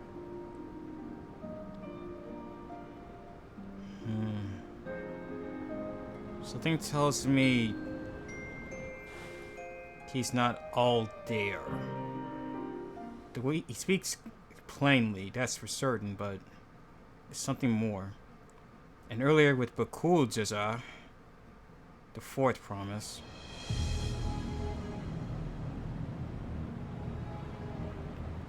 I was hoping for a good scrap, but this bloated sack of bile was no challenge at all. Are they still in the caves? I wonder if the house cat is dead yet. Be ashamed to lose a plaything, but we'd still have two more.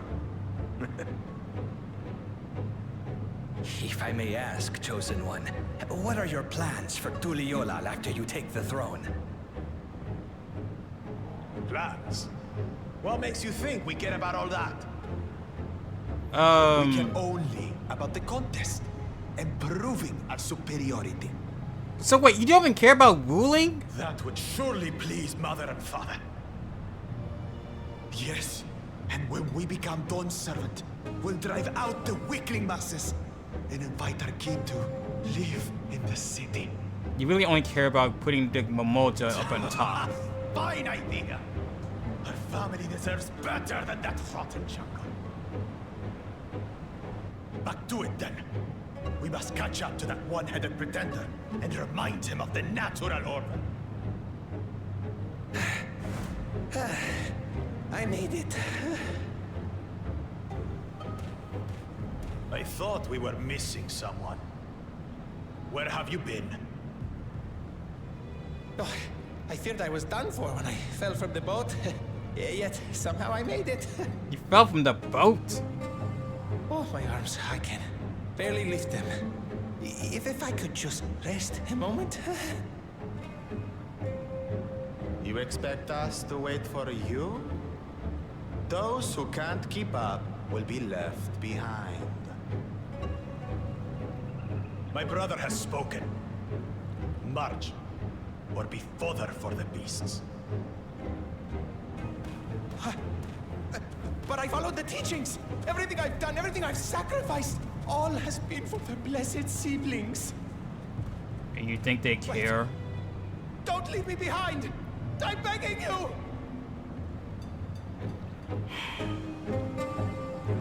And it's clear that he's just trying to prove Momota superior, even driving out everyone else in the process. He pretty much become a total oppressor.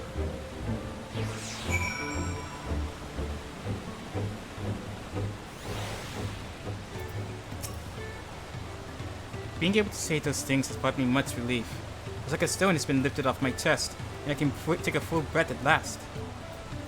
I don't want to encumber myself like that again. I want to be better, will be better, for myself and for my people. Well spoken. Quest complete. We're now into that dungeon with a party of allies. And Duty Finder. Leaking work pods. I'm both concerned about the dangers ahead. As am I, but I think this is a good spot to end it for now. We've been going for a good while. It's 3.5 hours in. We just took care of the second rite and got through that really cool, that real fun dungeon. And seeing the perspectives of all 4 of the claimants.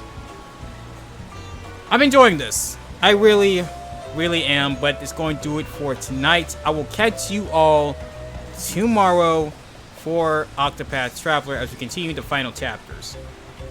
Thank you all for coming out to watch, and as always, until next time, stay safe and be well, Cybers.